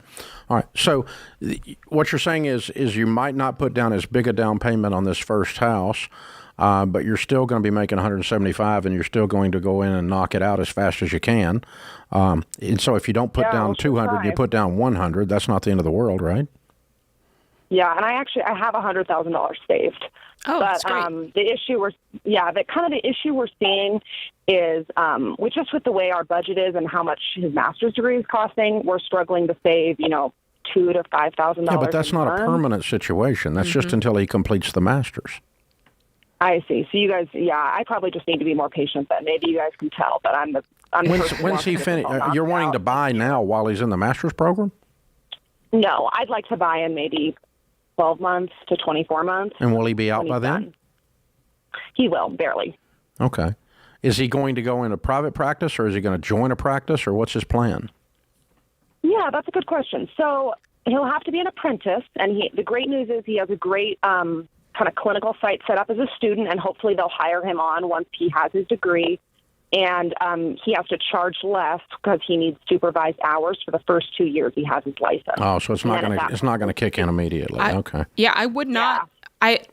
I would be careful because I would not buy something based on a projected future income. Correct. You know what I'm saying? Because that's going to put a lot of pressure on him. That could be months and we don't need years. The therapist you see what I'm saying? Yeah, that could be months and years where the payment feels, too tight for you guys. So it almost works hand in hand if you're saying, hey, this could take 3 to 5 years to save what we want and what you want to put down. That could work well with his career, and you guys finally seeing where you're going to actually be in 3 years' time. So, Zadie, probably right. Yeah. Here's the overall thing. You have done a better job analyzing this than we have in the last 5 minutes because you spent a lot more than 5 minutes on it. And you are really doing a really good job thinking about this. And actually, I think your numbers are fairly accurate because I didn't have the 2-year. I was anticipating his income jumping faster. I didn't have the 2-year internship built in. I didn't see your travel nurse stuff coming down. You're seeing all that. You've done a good job with your critical thinking skills on building out your model. Okay. It's just frustrating you that you don't like the answer your model is giving you. That's right. Yeah. Okay. All right. And that I can't help you with that. It's time. And so, that's going to require one of two things. One is you don't put down as much of a down payment and you buy sooner. Or two, back to your earlier comment, you have some patience so you can put down more. Neither plan that you've told me is in the stupid column, though. You're not going to land in the stupid column because you're putting too much good logical thought to this. You're doing a really good job with this. Yeah. And so, I just want to pick your. Oh, I'm sorry. That's okay. I would just say to you and your husband that the two of you sitting down talking about this the way you have been analyzing it up to this point, I would trust yourself. I would trust you to make the decision. You're making really good process here. Mm-hmm. You know what I'm saying? So and once you can trust yourself a little bit, then you go, okay, this is what we're going to do. We're going to put down a little less and we're going to purchase a little sooner. Or we're going to have some patience and then own that decision and rest in it and quit fretting over it. Okay. I'm going to pick your brain about something really brief. I know we have limited time. So kind of the issue, he thinks that I'm being paranoid about how much we need to save, which is understandable. I feel the need to make our mortgage as low as possible, just given I don't trust anything about the climate of what's been happening in the world the past 2 years. I want our mortgage to be as low as humanly possible. You might be borderline paranoid, but you're at least driven to good decisions. I like it. Okay. Hey, listen, one of the benefits of being debt-free is, you've been travel nursing in COVID, for God's sakes, okay? One of the benefits of being debt-free is when something like a stupid and weird, like a pandemic, or worse than that, a quarantine from a pandemic occurs, maybe not worse than that, but as bad as that for other people, is the quarantine. And we don't know, all that uncertainty, it melts away when you don't have any debt. And so I love your conclusion, but you don't want to be driven to a neurosis over it. I mean, you want to have some peace about it. That's why I said, lay out your plan, live your plan, and just rest in your plan, because you are the kind of people that are going to put together a good plan. Okay? So that's what I mean by trusting that. And that'll, if he senses you relaxing, then the word paranoia can come off of the table. It's not real paranoia, but he's afraid you're over worrying. Yeah. Yeah. No, he knows me well, and he has good insight there. Yeah. So, and I think you probably are. You're a planner, but sometimes those of us that are planners are also fretters. We fret. Yep. Worry. Pace back and forth. When's the dadgum plan going to happen? And I don't know anybody like that. I just have to look at him in the mirror every morning. But So yeah, I mean, nothing happens fast enough to suit Dave. But I'm the guy that thinks microwaves are slow. So what are you waiting on? I want my burrito. Sometimes that minute it takes. It's forever. Like watching water boil, right? Yeah, it won't boil while you watch. Yeah. So yeah, that's. But guys, do what, be Zadie. Yeah. Right? Plan. Lay it out. Look at the variables. What she's doing is what Jim Collins talks about in business. He talks about face the last 10% of truth. Mm-hmm. And the last 10% of truth is there's no fairy tale involved. Prince Charming, the Wicked Witch, they aren't there. Mm-hmm. This is just a thing. It's a thing. It's a math thing. And we're just going to lay it out, and we're going to walk through it. And that last 10% of truth, then rest in it once you've addressed it. Yeah. And because all you can do, I used to work for a guy, he said, all you can do is all you can do, and that's enough.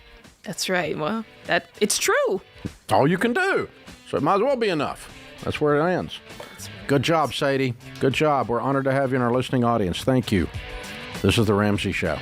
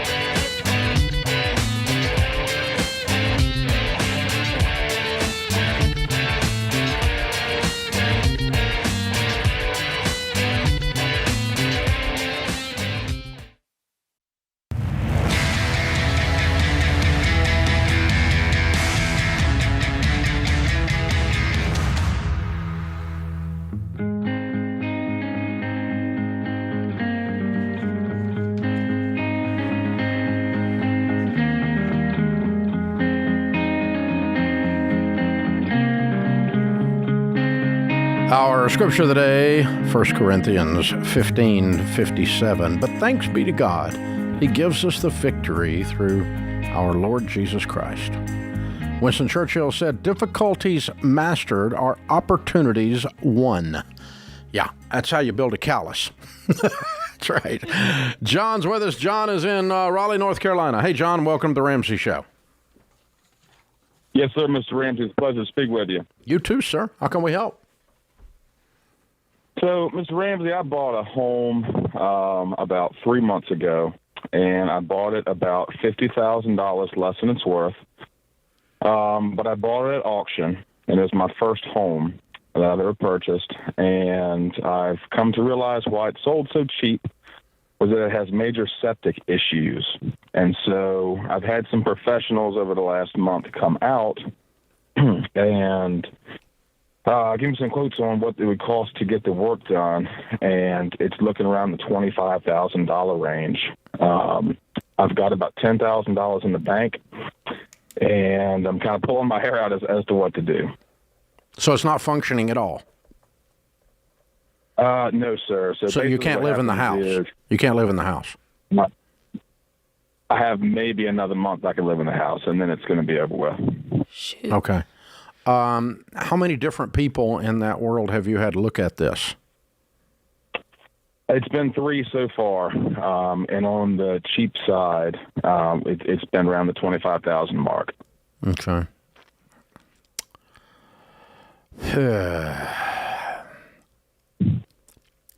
Do you know what's wrong with it?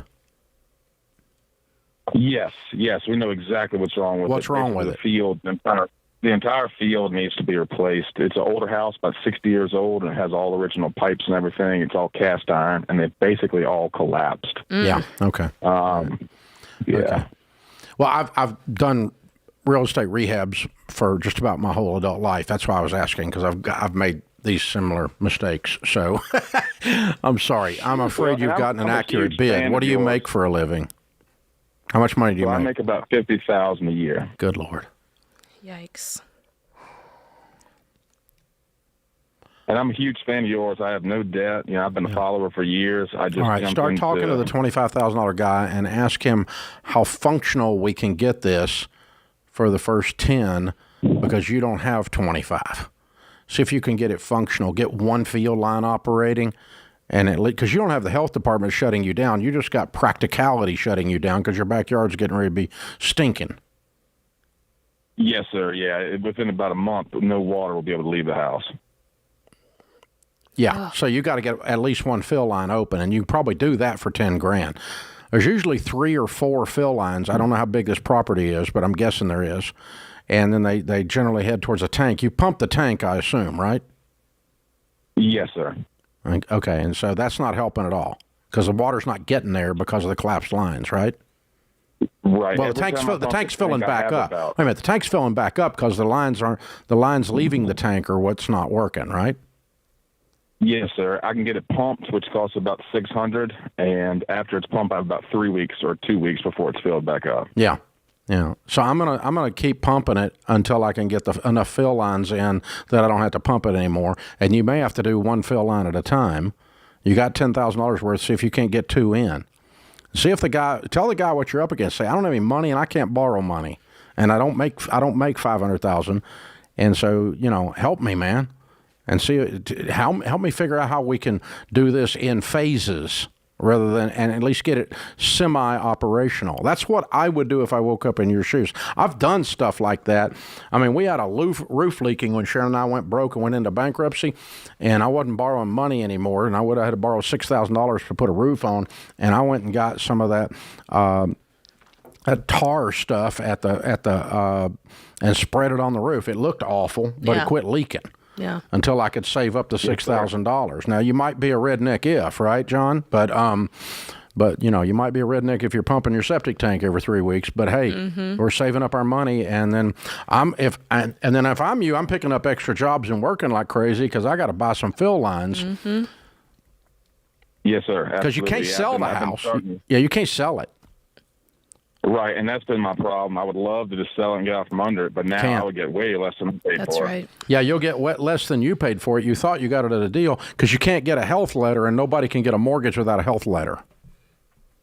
Right, yes, sir. And so, if they want to get a standard mortgage, any kind of standard conforming mortgage, they're going to require a health department letter saying it's functional on a septic system. So, yeah, you got to fix it. So that's what I'm going to do. I'm going to work like a crazy man. You got anything you can sell? A couple things, yes, sir. I've sold a couple things. I've cut the TV out and all kinds of good stuff, trying to save money. I mean, you don't have a $10,000 boat sitting in the backyard. No, sir. I have zero debt. I have a 25-year-old truck that I'm still puttering along in. I really don't have anything worth a lot. Okay, but you pay cash for the house? No, sir. The house is the only debt that I have. How'd you get the loan? I got the loan. It was at auction, and so I was able to work with a small mortgage company to get the loan. And it did not require inspection because it was at auction. Yeah, and they're charging you an interest rate in excess of 7%. Yes, sir, 6.99. What? 6.99, yes, sir. Oh, it is 7. Okay, that's not bad. I'm surprised. Okay. I thought you were getting gigged. I figured they had you at 12. Okay, good. That's good news. All right, John, this is going to be tough. Just roll up your sleeve. So call the guy. You may have to go with the guy that's a little bit more expensive, but can give you a phased program. And we'll put in how many fill lines we got to do. Are they saying 3? What are they saying? I think it's supposed to have 4 on it. Okay, and none of them are functioning. None. It's all either the cast iron or it's the old terracotta. Yeah, you may have to do 1 at a time, or you may have to do 2 at a time, and get somebody to work with you on that. And you know, if you got a buddy that's got a backhoe. Oh yeah, absolutely. Well, maybe you can get him to get the septic guy to let you do the digging, and you know, have your buddy for a 6-pack of beer dig the holes. Clean the lines out, and then the septic guy comes in, and that saves you that much money. That's a good buddy. Hey, that's a great idea. Yeah, that might save you $5,000 right there. And just tell the septic guy, you know, this guy he needs to help you out, and then you're going to tell everybody that you know that ever needs any help in that world that he's the guy because he took care of you. You know. Yeah, it'd be great. I'd give him as much advertising as he could take. Absolutely. It'd be good business for him. And partner up with your backhoe buddy, and let's see if we can't get a couple of these done for $10,000, get it functioning, and then add the other 2 to get the luxury part of it working. But yeah, it's a thing. It's a thing. We're building an event barn, and we got into solid freaking rock on stinking septic. And I've got so much money in that. God, we just chiseling rock for days. It went on for days. It was awful. That is awful. So, horrible thing. But yeah, that's note to self. This is what happens when people talk about I'm going to buy foreclosures, because I saw it on TikTok. Yes. And when you buy a foreclosure at the courthouse steps, you know what you bought? As is, where is, you don't baby. know what it is. You might not have even been inside the house, and you go in there and find out there are no pipes because they used to be copper, and the guys in the neighborhood thought the copper belonged to them, and they took the copper down to the down to the salvage place, and got some copper prices for it, and now you got no plumbing in the entire house. I did that. You I did bought that? a house, had no plumbing. Ooh, and you didn't know it? All the copper pipes were gone. I knew it. Oh, okay. I broke into the house. I'll admit it before the bidding. So I bought it based on the fact they had no plumbing. But the other guy bidding against me did not know that, and started running the bid up. And I told him, I said, it's got no pipes. He said, what do you mean? I said, you haven't been in the house? He said, no. I said, there's no plumbing. It's all gone. He quit bidding, and I won the bid. That's a crappy problem to have, Dave. Yeah, I mean, you start buying these auctions, it's bad. Oh, man. Get yourself in trouble. Jade Washaw, good show today. Well done, Austin, Ben, James, Zach, and Andrew, the booth dudes in the booth making this show happen. I'm Dave Ramsey, your host. We'll be back with you before you know it. In the meantime, remember, there's ultimately only one way to financial peace, and that's to walk daily with the Prince of Peace, Christ Jesus.